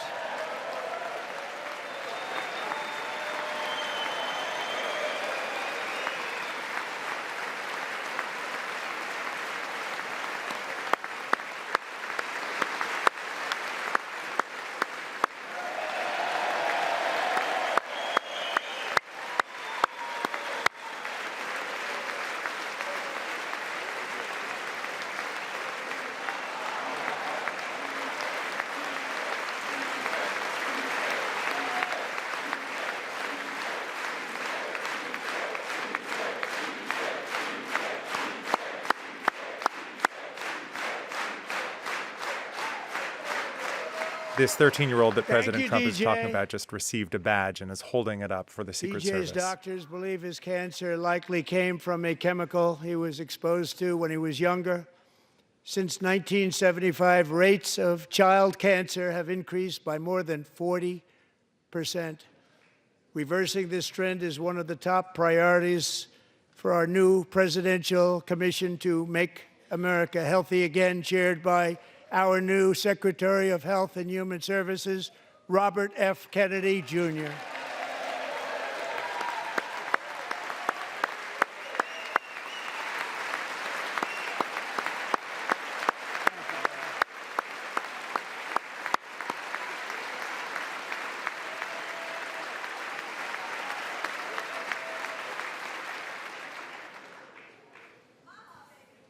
With the name Kennedy, you would have thought everybody over here would have been cheering. How quickly they forget. Our goal is to get toxins out of our environment, poisons out of our food supply, and keep our children healthy and strong. As an example, not long ago, and you can't even believe these numbers, 1 in 10,000 children had autism, 1 in 10,000, and now it's 1 in 36. There's something wrong, 1 in 36, think of that. So we're going to find out what it is, and there's nobody better than Bobby and all of the people that are working with you. You have the best to figure out what is going on. Okay, Bobby, good luck. It's a very important job. Thank you. Go get him.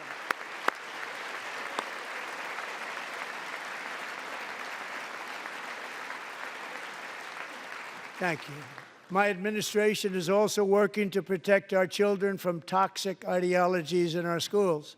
A few years ago, January Littlejohn and her husband discovered that their daughter's school had secretly socially transitioned their 13-year-old little girl. Teachers and administrators conspired to deceive January and her husband while encouraging her daughter to use a new name and pronouns. They, them pronoun, actually, all without telling January, who is here tonight and is now a courageous advocate against this form of child abuse. January, thank you. Thank you. Thank you very much. Thank you.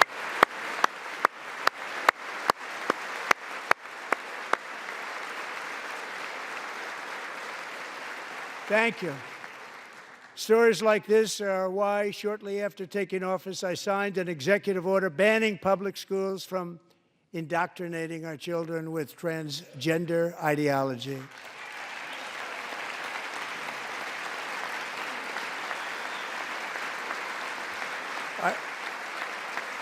I also signed an order to cut off all taxpayer funding to any institution that engages in the sexual mutilation of our youth.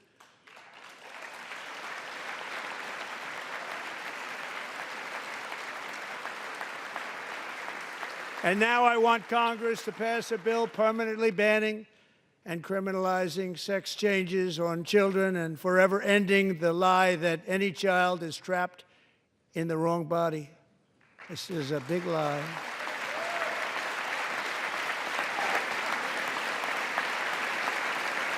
And our message to every child in America is that you are perfect exactly the way God made you.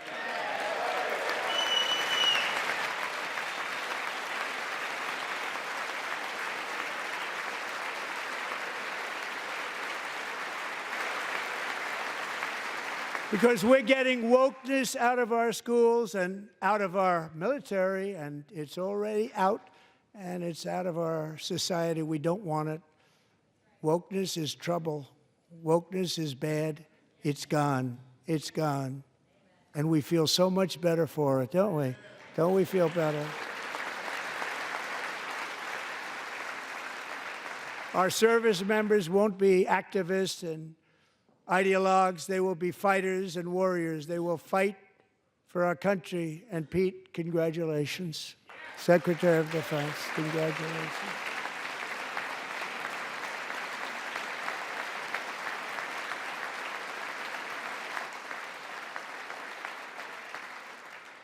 And he's not big into the woke movement, I can tell you. I know him well. I am pleased to report that in January, the U.S. Army had its single best recruiting month in 15 years, and that all armed services are having among the best recruiting results ever in the history of our services. What a difference.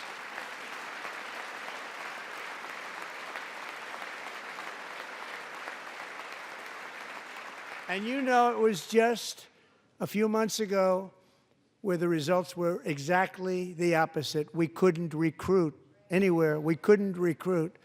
Now we're having the best results just about that we've ever had. What a tremendous turnaround. It's really a beautiful thing to see. People love our country again. It's very simple. They love our country, and they love being in our military again. So it's a great thing, and thank you very much. Great job. Thank you.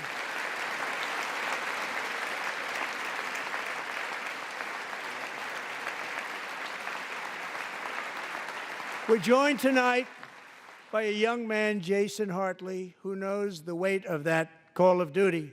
Jason's father, grandfather, and great-grandfather all wore the uniform.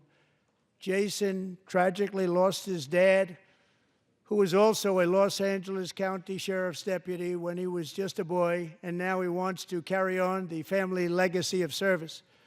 Jason is a senior in high school, a six-letter varsity athlete, a really good athlete, they say, a brilliant student with a 4.46, that's good, GPA. And his greatest dream is to attend the U.S. Military Academy at West Point.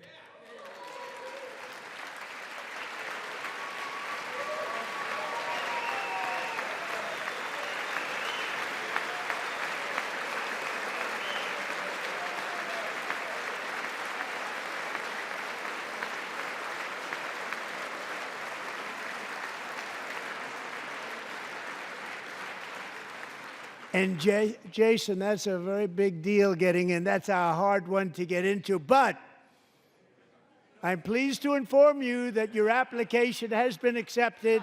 You will soon be joining the Corps of Cadets.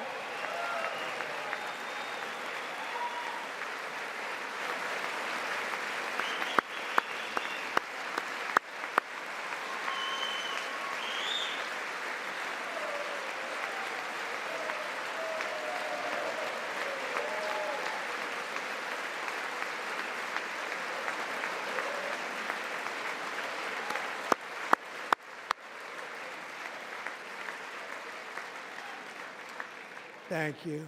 Jason, you're going to be on the long gray line, Jason. As Commander-in-Chief, my focus is on building the most powerful military of the future.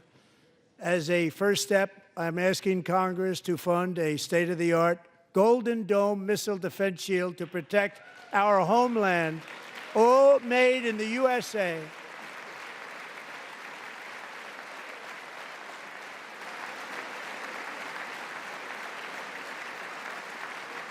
And Ronald Reagan wanted to do it long ago, but the technology just wasn't there, not even close. But now we have the technology. It's incredible, actually. And other places, they have it. Israel has it. Other places have it. And the United States should have it too, right, Tim, right? They should have it too. So I want to thank you. But it's a very, very important. This is a very dangerous world. We should have it. We want to be protected, and we're going to protect our citizens like never before. To boost our defense industrial base, we are also going to resurrect the American shipbuilding industry, including commercial shipbuilding and military shipbuilding.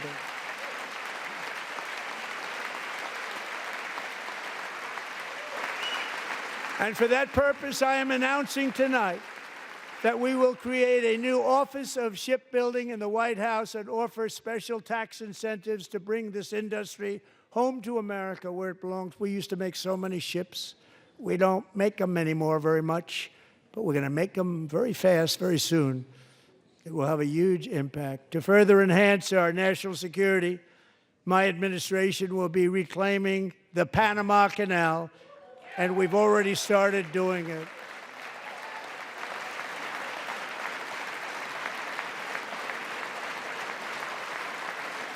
Just today, a large American company announced they are buying both ports around the Panama Canal and lots of other things having to do with the Panama Canal and a couple of other canals. The Panama Canal was built by Americans for Americans, not for others, but others could use it. But it was built at tremendous cost of American blood and treasure. 38,000 workers died building the Panama Canal.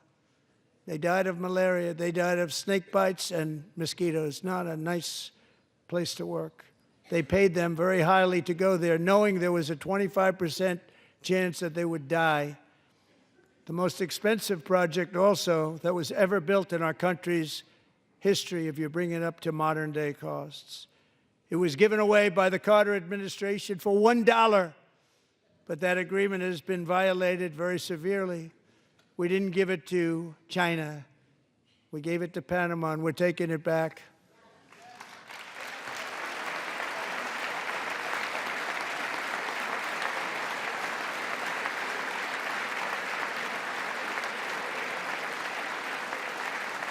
And we have Marco Rubio in charge. Good luck, Marco.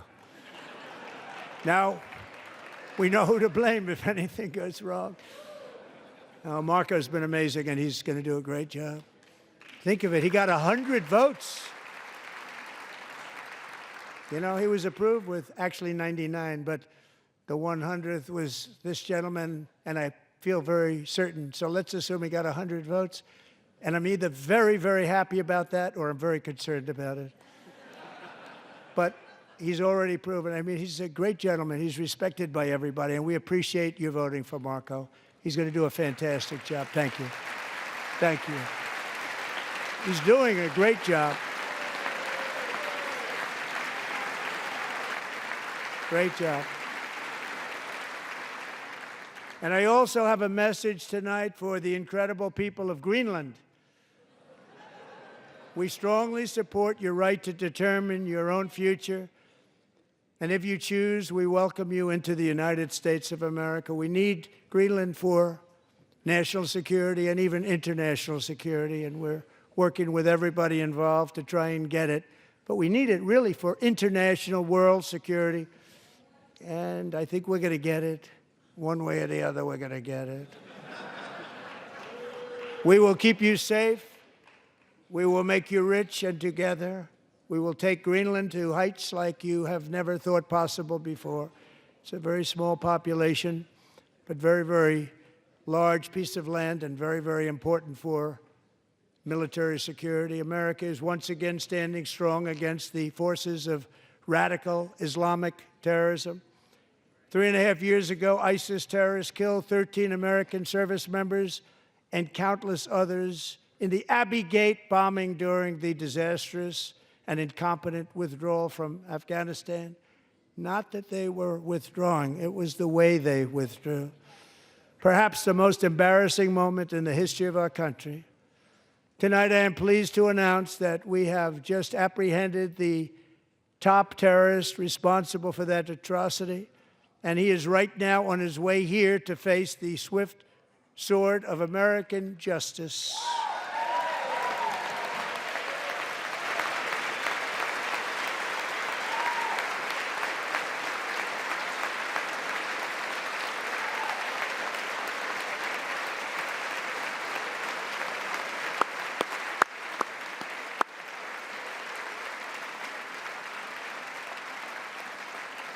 And I want to thank especially the government of Pakistan for helping arrest this monster. This was a very momentous day for those 13 families who I actually got to know very well, most of them, whose children were murdered, and the many people that were so badly, over 42 people, so badly injured on that fateful day in Afghanistan. What a horrible day. Such incompetence was shown that when Putin saw what happened, I guess he said, wow, maybe this is my chance. That's how bad it was. Should have never happened. Grossly incompetent people. I spoke to many of the parents and loved ones, and they're all in our hearts tonight. Just spoke to them on the phone. We had a big call. Every one of them called, and everybody was on the line, and they did nothing but cry with happiness. They were very happy, as happy as you can be under those circumstances. Their child, brother, sister, son, daughter was killed for no reason whatsoever. In the Middle East, we're bringing back our hostages from Gaza. In my first term, we achieved one of the most groundbreaking peace agreements in generations, the Abraham Accords.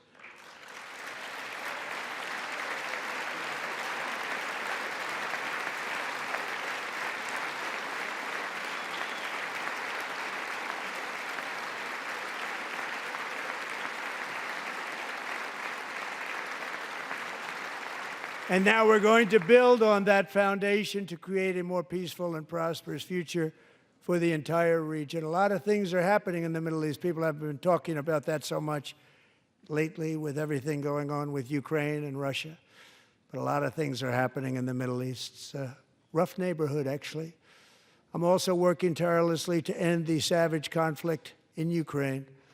Millions of Ukrainians and Russians have been needlessly killed or wounded in this horrific and brutal conflict with no end in sight. The United States has sent hundreds of billions of dollars to support Ukraine's defense with no security, with no anything.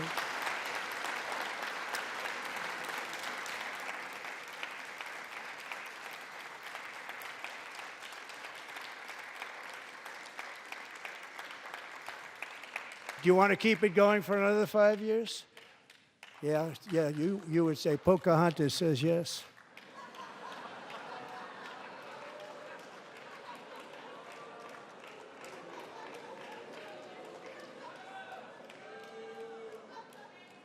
$2,000 people are being killed every single week. More than that. They're Russian young people. They're Ukrainian young people. They're not Americans, but I want it to stop. Meanwhile, Europe has sadly spent more money buying Russian oil and gas than they have spent on defending Ukraine, by far. Think of that. They've spent more buying Russian oil and gas than they have defending. And we've spent perhaps $350 billion, like taking candy from a baby. That's what happened. And they've spent $100 billion. What a difference that is. And we have an ocean separating us, and they don't. But we're getting along very well with them, and lots of good things are happening. Biden has authorized more money in this fight than Europe has spent by billions and billions of dollars. It's hard to believe that they wouldn't have stopped it and said at some point, come on, let's equalize. You got to be equal to us. But that didn't happen. Earlier today, I received an important letter from President Zelensky of Ukraine. The letter reads, Ukraine is ready to come to the negotiating table as soon as possible to bring lasting peace closer. Nobody wants peace more than the Ukrainians, he said. My team and I stand ready to work under President Trump's strong leadership to get a peace that lasts. We do really value how much America has done to help Ukraine maintain its sovereignty and independence. Regarding the agreement on minerals and security, Ukraine is ready to sign it at any time that is convenient for you. I appreciate that he sent this letter, just got it a little while ago. Simultaneously, we've had serious discussions with Russia and have received strong signals that they are ready for peace. Wouldn't that be beautiful? Wouldn't that be beautiful?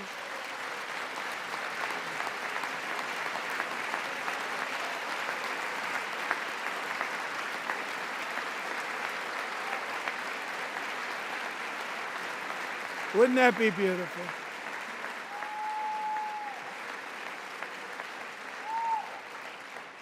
It's time to stop this madness. It's time to halt the killing. It's time to end this senseless war.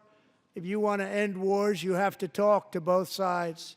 Nearly 4 years ago, amid rising tensions, a history teacher named Mark Fogel was detained in Russia and sentenced to 14 years in a penal colony. Rough stuff.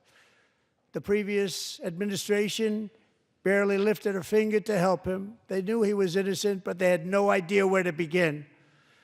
But last summer, I promised his 95-year-old mother, Malphine, that we would bring her boy safely back home. After 22 days in office, I did just that, and they are here tonight.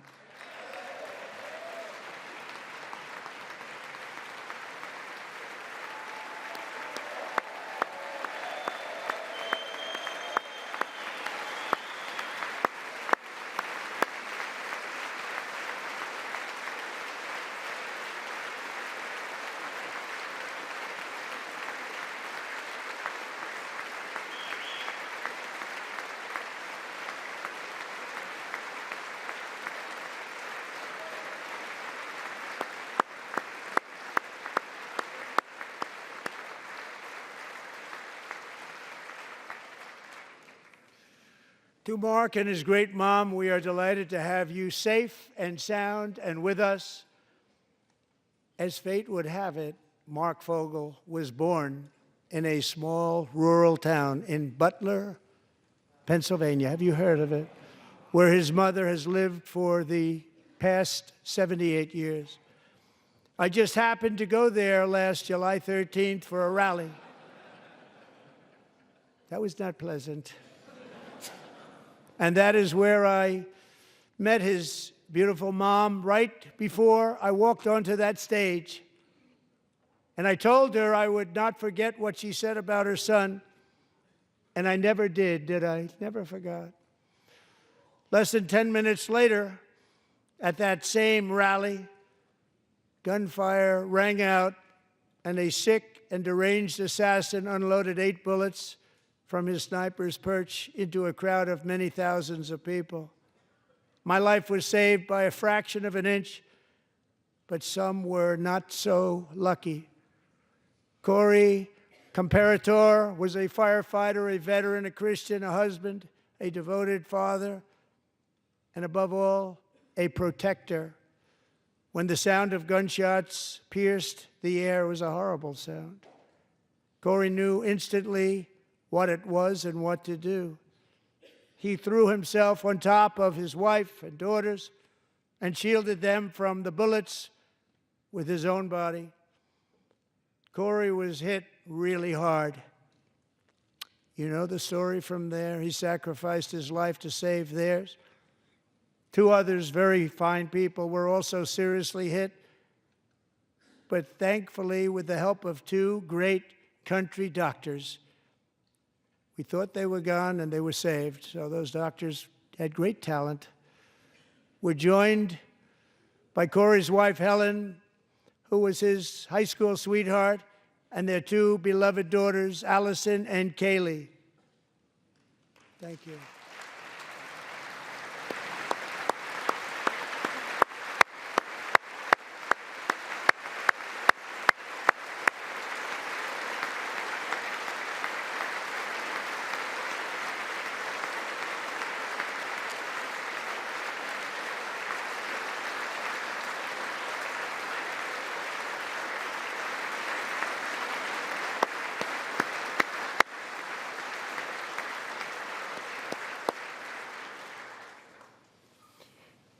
To Helen, Allison, and Kaylee, Corey is looking down on his 3 beautiful ladies right now, and he is cheering you on. He loves you.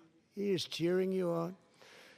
Corey was taken from us much too soon, but his destiny was to leave us all with a shining example of the selfless devotion of a true American patriot. It was love like Corey's that built our country, and it's love like Corey's that is going to make our country more majestic than ever before.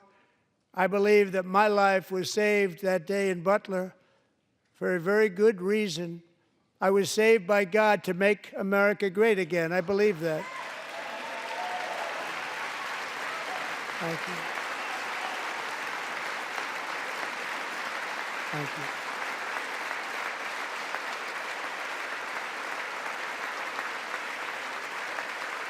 Thank you.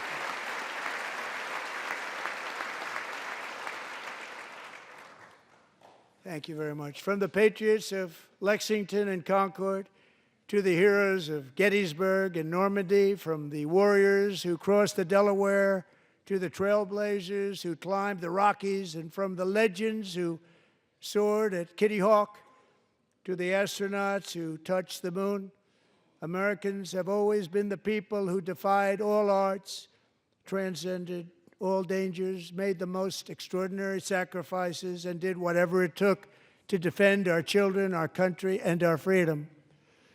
And as we have seen in this chamber tonight, that same strength, faith, love, and spirit is still alive and thriving in the hearts of the American people. Despite the best efforts of those who would try to censor us, silence us, break us, destroy us, Americans are today a proud, free, sovereign, and independent nation that will always be free, and we will fight for it till death. We will never let anything happen to our beloved country, because we are a country of doers, dreamers, fighters, and survivors.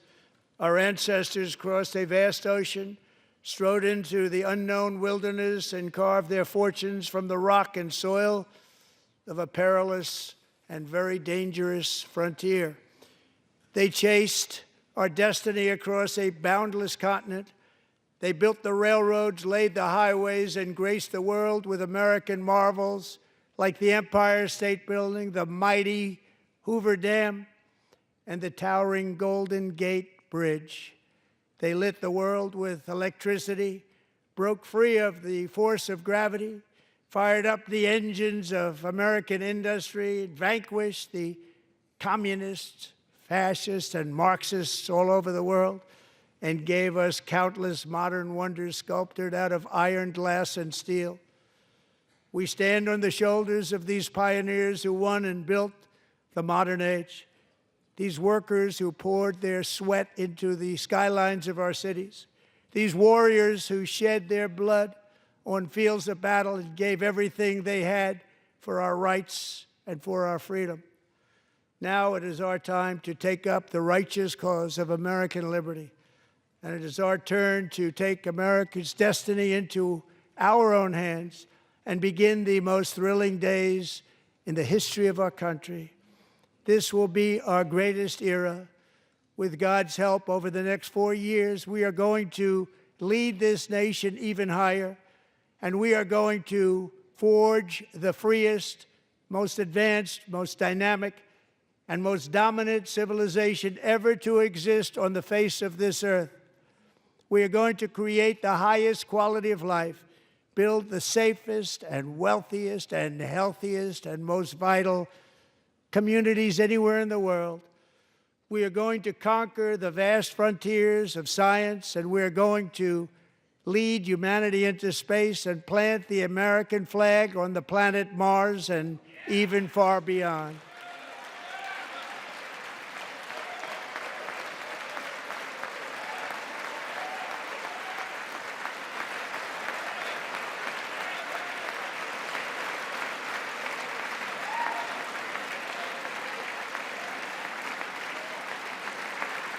And through it all, we are going to rediscover the unstoppable power of the American spirit. And we are going to renew unlimited promise of the American dream. Every single day, we will stand up and we will fight, fight, fight for the country our citizens believe in and for the country our people deserve.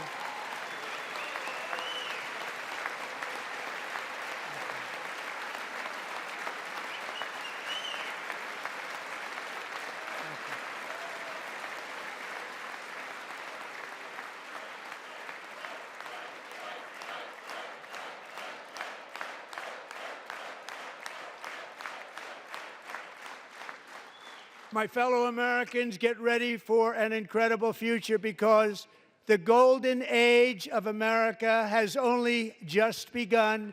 It will be like nothing that has ever been seen before. Thank you, God bless you, and God bless America.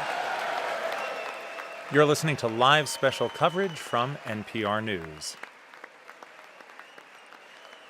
I'm Ari Shapiro. That wraps up President Trump's joint address to Congress. He spoke for more than 90 minutes with many breaks for applause and several moments of protest as well. The president trumpeted an unprecedented pace of change in his first 6 weeks in office. On immigration, he talked about border crossings falling, saying, "They heard my words and they chose not to come." On inflation, he blamed the Biden administration for high prices. And on the size of government, he listed line items cut by Elon Musk's team, the Department of Government Efficiency. Democrats held up black signs in response to many of Trump's remarks. The signs said "False," "Save Medicaid," "Protect Veterans," and "Musk steals." Several House Democrats walked out. In a moment, we'll hear the Democratic response from Senator Alyssa Slotkin of Michigan. First, I want to quickly get some top-line reactions, and then we'll dig into more of the specifics. Domenico, what stood out to you about this speech?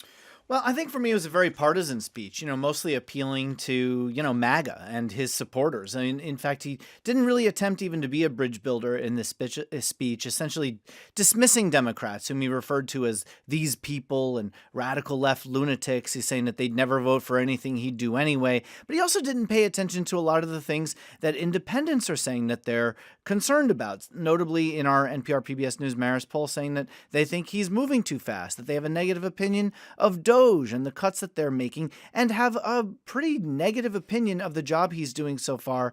And that wasn't something that he really thought about or talked much about. Instead, he went back to some of the greatest hits, talking very strongly about immigration while dismissing, in many respects, the potential increase in prices that tariffs are likely to bring.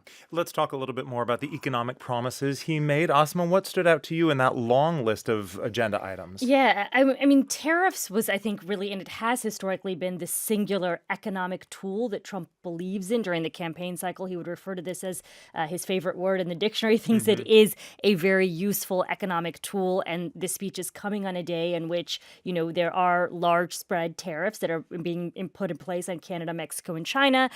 He went on to also articulate there are additional tariffs on steel and aluminum that are coming into place later this month. And then these big reciprocal tariffs on any country, he says, that puts a tariff on us, he'll put a tariff back on them at an equal rate. He believes that this is a way to essentially increase revenue, balance the budget. There are many sort of multi-purpose uses he feels for tariffs, and that is really the central economic vision. At the same time, you did hear him talk about his vision for tax cuts and making those permanent. He talked about wanting no taxes on tips, no taxes on overtime. Of course, the big question is, well, then how do you pay for all these tax cuts? I want to go to Deirdre Walsh, who is there on Capitol Hill, because the Democrats used this moment to publicly and loudly protest the president.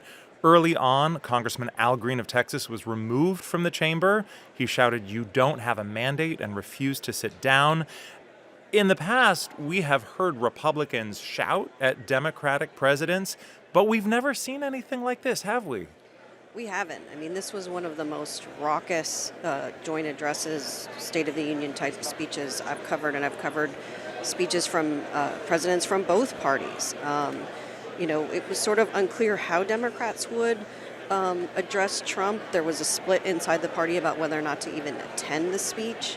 Right now, as soon as the president wrapped his speech, Democrats quickly exited the floor. Republicans, a lot of them are still here as he's making his way up the center aisle, and they're craning to take selfies, to shake his hand.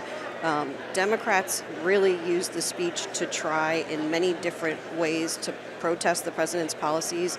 You mentioned, some of them were holding up these black placards saying Musk steals, save Medicaid. There was, at one point, a group of House Democrats who took off their jackets and had black T-shirts on. They turned their backs, and you could see the words resist, and they walked out of the chamber. And then sort of as the speech went on, some other Democrats just chose to get up and leave and didn't stay in their seats. At times, the Democrats were shouting at the president, saying false or lie when he was talking about sort of statistics about fraud in Social Security programs. Yeah. Really animated reaction. Republicans were just largely cheering and shouting down Democrats. You mentioned those Social Security numbers. I want to get to that as we begin to fact check some of the claims President Trump made in this speech. We're not going to have time to get to all of them. And so I want to point people to npr.org, where we have an annotated copy of the speech with additions, analysis, and fact checks from many of our correspondents. For the moment, let's bring in NPR political reporter Stephen Fowler. He's covering government restructuring. And Stephen, Trump spent several minutes listing programs that he called appalling waste. He talked about foreign aid programs and, quote, hundreds of billions of dollars of fraud. Is that right? What has Elon Musk's Doge team actually found? So, Ari, there have been a lot of claims of numbers thrown out about Doge, but even if you look at what they claim on their website, doge.gov/savings, Trump overstated that amount. And that amount, $105 billion from things like canceling contracts and firing federal workers, that's also overstated as well. We've looked at the wall of receipts that they've shown of different things that they've terminated and found that they've double and triple counted things. They've overstated claims. They've mentioned a lot of savings of things that don't actually save any money because they've already budgeted and spent the things. So Doge's efforts so far, at least in the ways that you can measure and verify them, just do not add up when it comes to money saved, let alone when we talk about the trillions and trillions of dollars that the federal government spends each year. So that's Doge. He also listed some eye-popping figures, as Deirdre mentioned, about Social Security. 3.6 million people, he said, on the rolls who are between 110 and 119 years old. He claimed these people are receiving benefits. Are they? No. And this gets to one of the larger things about Doge and the move fast, break things effort that Elon Musk and the Doge effort has brought to this whirlwind overhaul of the federal government in the last 6 weeks. There is a lot of misinformation and misunderstanding about what the Social Security Administration database says. You know, a Inspector General's report from last year found that there are improper payments, but only about 1% of the total Social Security payments, and it's to people that are alive. And there are a lot of people in the Social Security database that have their birth dates, but don't have their death dates in there. These aren't people that are dead receiving money. It's just a case of not understanding how the government works before trying to fix it. That's NPR's Stephen Fowler, and I want to turn to Asma here in the studio to ask about some of Trump's claims around tariffs. He says they will bring in many trillions of dollars and create jobs. He said he did that with tariffs on China during his first term in office. Is that correct? So it is correct that he put tariffs on China during his first term. It is not correct that that brought in trillions of dollars. I'm sure listeners probably recall that back in 2018, 2019, there was this escalation of a tit for tat between the United States and China. All in told, there were about $380 billion worth of goods that Trump did put tariffs on. And, you know, you look at academic research, economist reviews of that time period, it's pretty unanimous that that did not lead to a net positive for the U.S. economy. I think there's sort of differing assessments. Some would say that it reduced long-term GDP by a fraction of a percent. It did not bring in trillions of dollars. That is not correct. He also talked specifically about egg prices, which I know are on the mind of many Americans. He said his administration is working hard to get the cost of eggs down. Are there any specific efforts that he has named or identified to do that? Well, I do think it was noteworthy that he at first blamed the Biden administration specifically for the high price of eggs. And Ari, it is true that egg prices did go up during the 4 years Biden was in office, but they have also seen an additional surge just in the last couple of months. In terms of specific actions he's taken, the Department of Agriculture did put out a report last week articulating a plan that would spend about $1 billion to try to tackle this crisis. There's a whole bunch of specifics in there.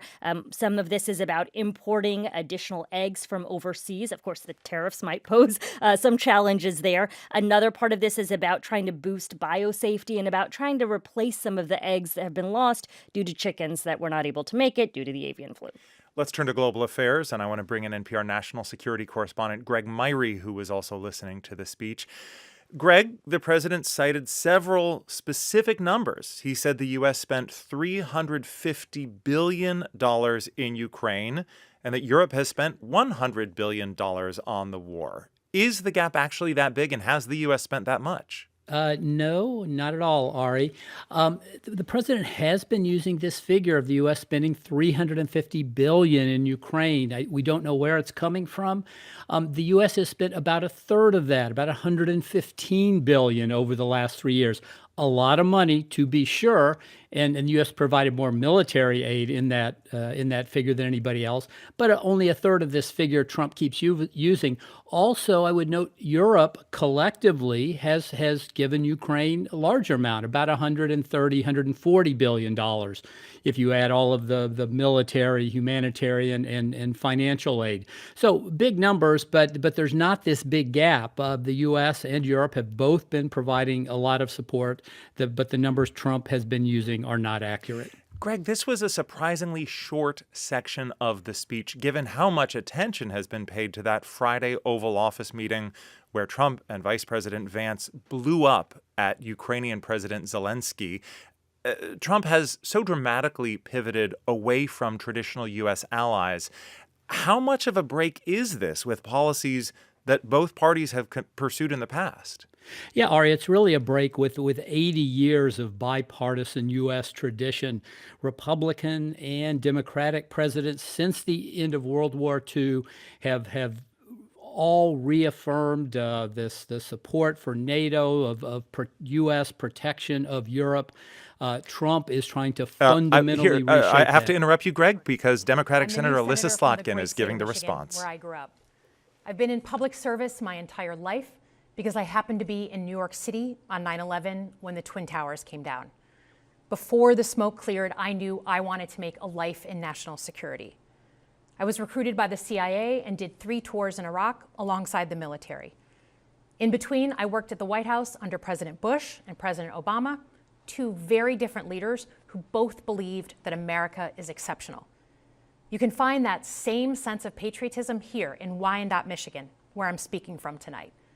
It's a working class town just south of Detroit. President Trump and I both won here in November. It might not seem like it, but plenty of places like this still exist across the United States.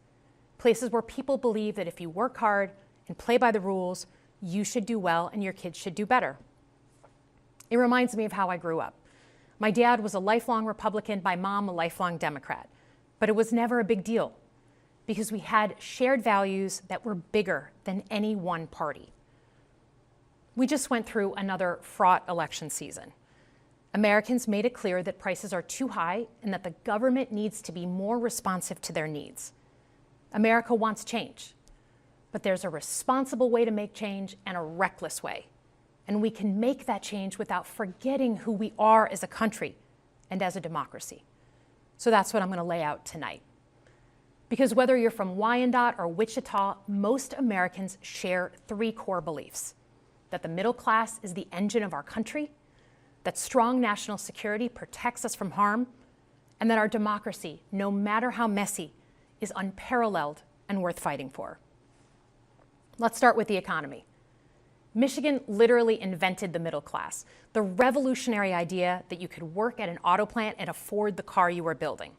That's the American dream. And in order to expand and protect the middle class, we have to do a few basic things. We need to bring down the price of things we spend the most money on: groceries, housing, healthcare. We need to make more things in America with good-paying union jobs and bring our supply chains back home from places like China. We need to give American businesses the certainty they need to invest and create the jobs of the future. And we need a tax system that's fair for people who don't happen to make $1 billion.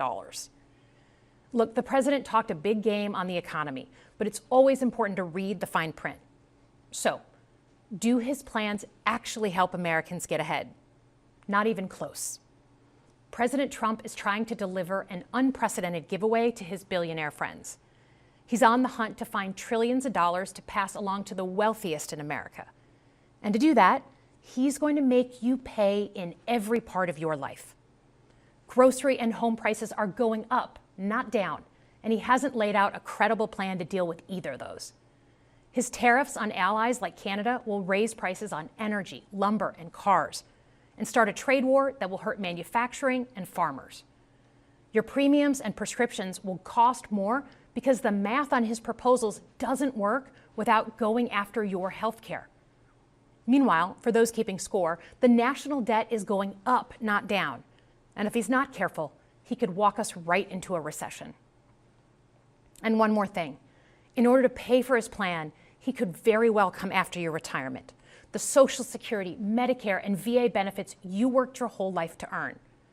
The president claims he won't, but Elon Musk just called Social Security the biggest Ponzi scheme of all time.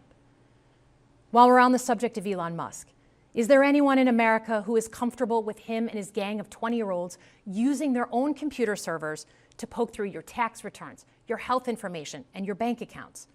No oversight, no protections against cyber attack, no guardrails on what they do with your private data. We need a more efficient government. You want to cut waste? I'll help you do it. But change doesn't need to be chaotic or make us less safe. The mindless firing of people who work to protect our nuclear weapons, keep our planes from crashing, and conduct the research that finds the cure for cancer, only to rehire them 2 days later? No CEO in America could do that without being summarily fired. Okay, so we've talked about economic security. How about national security? Let's start with the border. As someone who spent my whole career protecting our homeland, every country deserves to know who and what is coming across its border. Period. Democrats and Republicans should all be for that. But securing the border without actually fixing our broken immigration system is dealing with the symptom and not the disease. America is a nation of immigrants. We need a functional system keyed to the needs of our economy that allows vetted people to come and work here legally. So I look forward to the president's plan on that. Because here's the thing, today's world is deeply interconnected. Migration, cyber threats, AI, environmental destruction, terrorism. One nation cannot face these issues alone. We need friends in all corners, and our safety depends on it. President Trump loves to say peace through strength. That's actually a line he stole from Ronald Reagan. But let me tell you, after the spectacle that just took place in the Oval Office last week, Reagan must be rolling in his grave. We all want an end to the war in Ukraine, but Reagan understood that true strength required America to combine our military and economic might with moral clarity. And that scene in the Oval Office wasn't just a bad episode of reality TV. It summed up Trump's whole approach to the world. He believes in cozying up to dictators like Vladimir Putin and kicking our friends like the Canadians in the teeth. He sees American leadership as merely a series of real estate transactions. As a Cold War kid, I'm thankful it was Reagan and not Trump in office in the 1980s. Trump would have lost us the Cold War. Donald Trump's actions suggest that in his heart, he doesn't believe we're an exceptional nation. He clearly doesn't think we should lead the world. Look, America is not perfect, but I stand with the majority of Americans who believe we are still exceptional, unparalleled. And I would rather have American leadership over Chinese or Russian leadership any day of the week. Because for generations, America has offered something better. Our security and our prosperity, yes, but our democracy, our very system of government, has been the aspiration of the world. And right now, it's at risk. It's at risk when the president decides you can pick and choose what rules you want to follow, when he ignores court orders and the Constitution itself, or when elected leaders stand by and just let it happen. But it's also at risk when the president pits Americans against each other, when he demonizes those who are different and tells certain people they shouldn't be included. Because America is not just a patch of land between two oceans. Tells certain people they shouldn't be included. Because America is not just a patch of land between two oceans. We are more than that. Generations have fought and died to secure the fundamental rights that define us. Those rights and the fight for them make us who we are. We're a nation of strivers, risk takers, innovators, and we are never satisfied. That is America's superpower. And look, I've lived and worked in many countries. I've seen democracies flicker out. I've seen what life is like when a government is rigged. You can't open a business without paying off a corrupt official. You can't criticize the guys in charge without getting a knock at the door in the middle of the night. So as much as we need to make our government more responsive to our lives today, don't for one moment fool yourself that democracy isn't precious and worth saving. But how do we actually do that? I know a lot of you have been asking that question. First, don't tune out. It's easy to be exhausted, but America needs you now more than ever. If previous generations had not fought for this democracy, where would we be today? Second, hold your elected officials, including me, accountable. Watch how they're voting. Go to town halls and demand they take action. That's as American as apple pie. Third, organize. Pick just one issue you're passionate about and engage. And doom scrolling doesn't count. Join a group that cares about your issue and act. And if you can't find one, start one.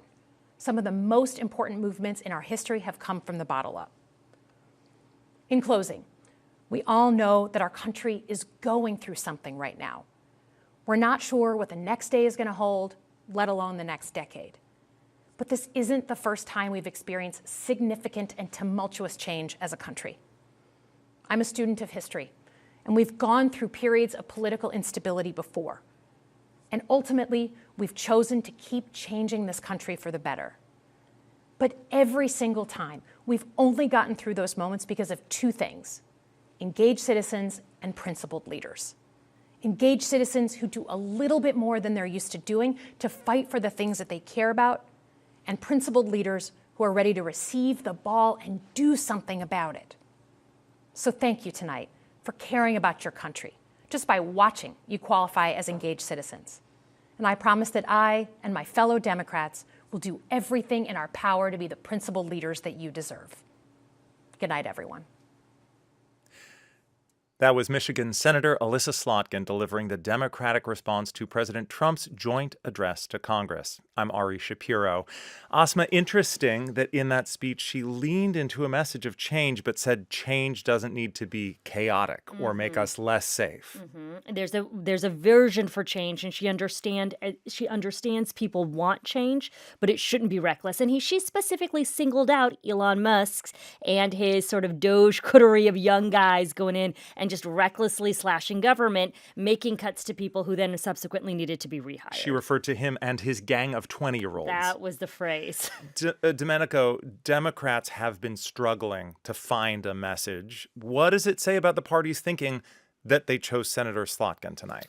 Well, she's somebody who has quite the presence. I mean, I've seen her in debates. She doesn't get rattled easily. She has a common touch. She, it's natural. She comes across very naturally. And I have to say, these addresses are often curses. I mean, the people who've delivered these addresses have... You don't mean they are cursing at the speaker. You mean the people who deliver them don't have a bright future. They wind up cursed. Yes, they wind up being disasters or problems or overwrought or just not done well. Frankly, I think this was arguably the best State of the Union, if a State of the Union-like response that we've seen since... What made it work? Since maybe Jim Webb, when he delivered his State of the Union response to George W. Bush. And I think part of it was just how natural she is, number one, but the message itself, that it seemed to hit on common sense notes. The idea, as Asma was talking about, delivering on change, but not change that's rushed, not something that's chaotic. And it comes from lived experience for her. And I think that can resonate. And, we've talked about this off air and previously, but growing up and being around people who are of mixed political ideology. She talked about her father, who was a Republican, and understanding what's important for people who are, kind of down the middle and maybe struggling economically. Deirdre, as a congressional correspondent, you talk with a lot of lawmakers. Do you think Slotkin's message landed tonight where other members of her party have struggled?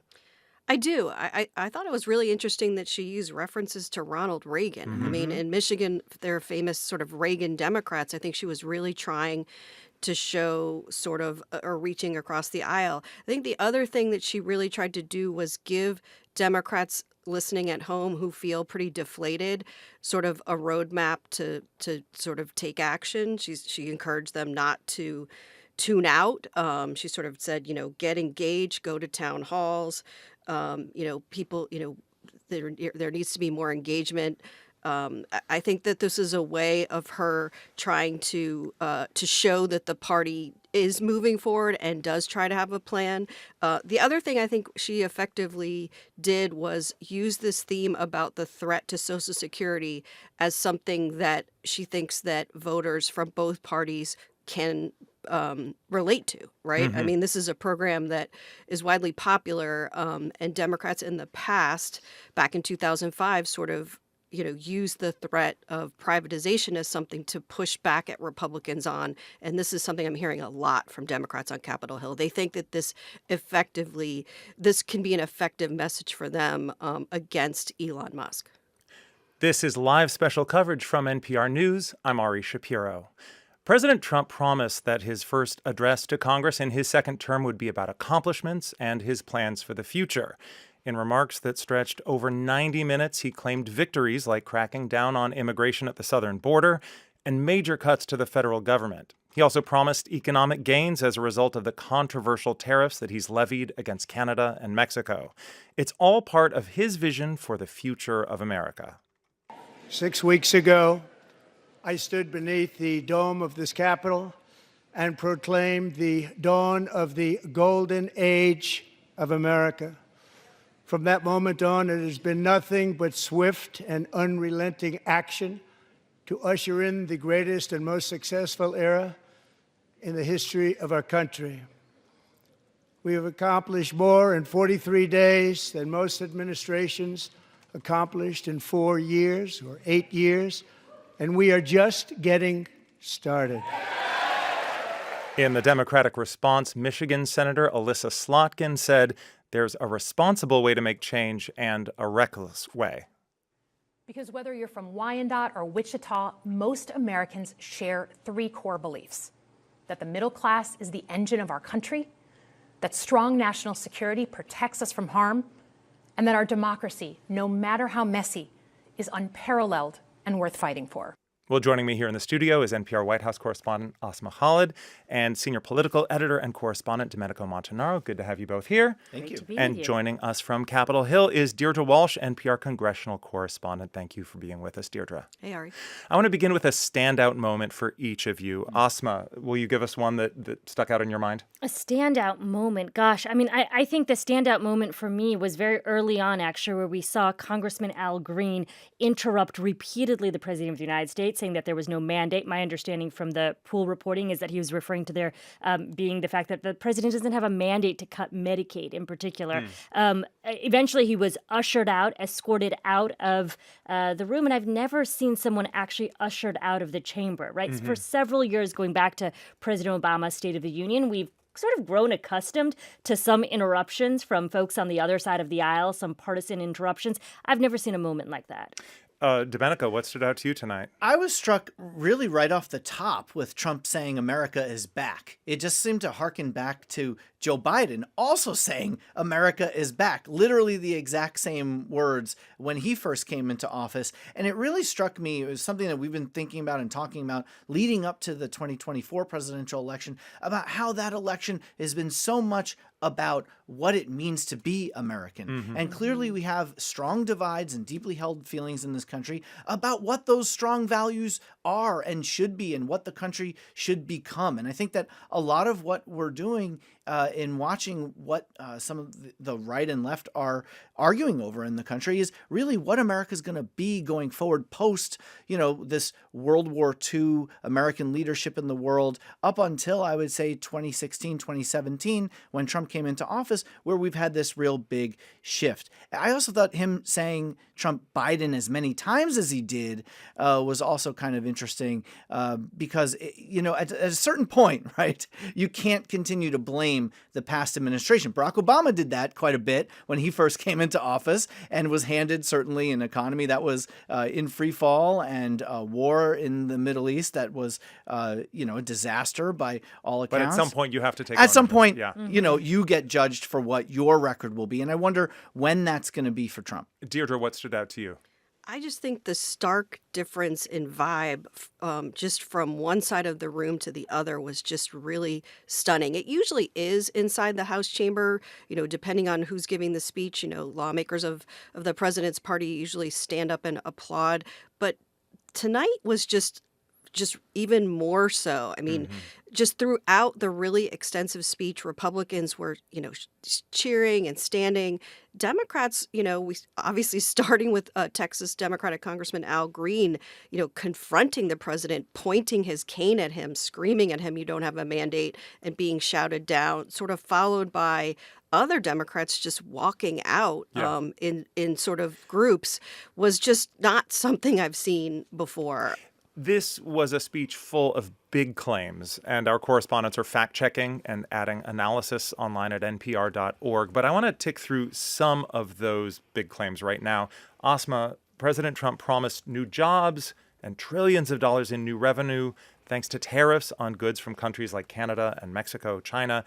Are those claims grounded in fact? Well, if we can look to recent history, which is when Donald Trump was last in office, he put in place massive tariffs on China during that time period. If you go back to 2018, 2019, approximately $380 billion worth of goods faced tariffs. That did not lead to an increase in revenue. It did not help solve any sort of intransigent problems with the national debt. And the overall consensus from researchers and from economists is that these tariffs were not a net positive. They were not a net gain. So if they are being sought as some sort of possible source of revenue, I would say we look to the first Trump term. It didn't happen. Deirdre, how popular are those tariffs among members of the president's own party?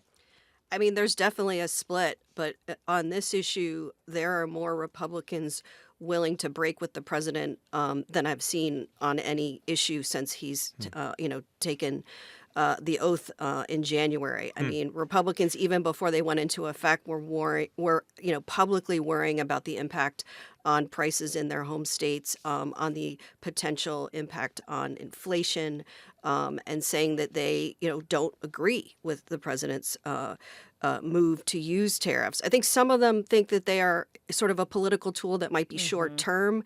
But are okay with it, and sort of willing to give the president a little bit of time. But I mean, I think as we've seen the markets react in the last couple of days, and retailers react, this could be something that more Republicans may be willing to speak out about. Domenico, another area where the president broke with traditional Republican orthodoxy is Russia and Ukraine. And he spent a surprisingly short amount of time talking about the war in Ukraine, given all of the drama of the last week. Did you get a clear sense from tonight's speech of his foreign policy vision and where relationships with U.S. allies are headed? Well, frankly, I don't think he has a foreign policy vision. I think that this is somebody who believes in American power and might and what's in it for the United States. This isn't somebody who's going to be ideological about standing up for countries that need to fight against the bigger guy like Russia. That's not really what Donald Trump is about.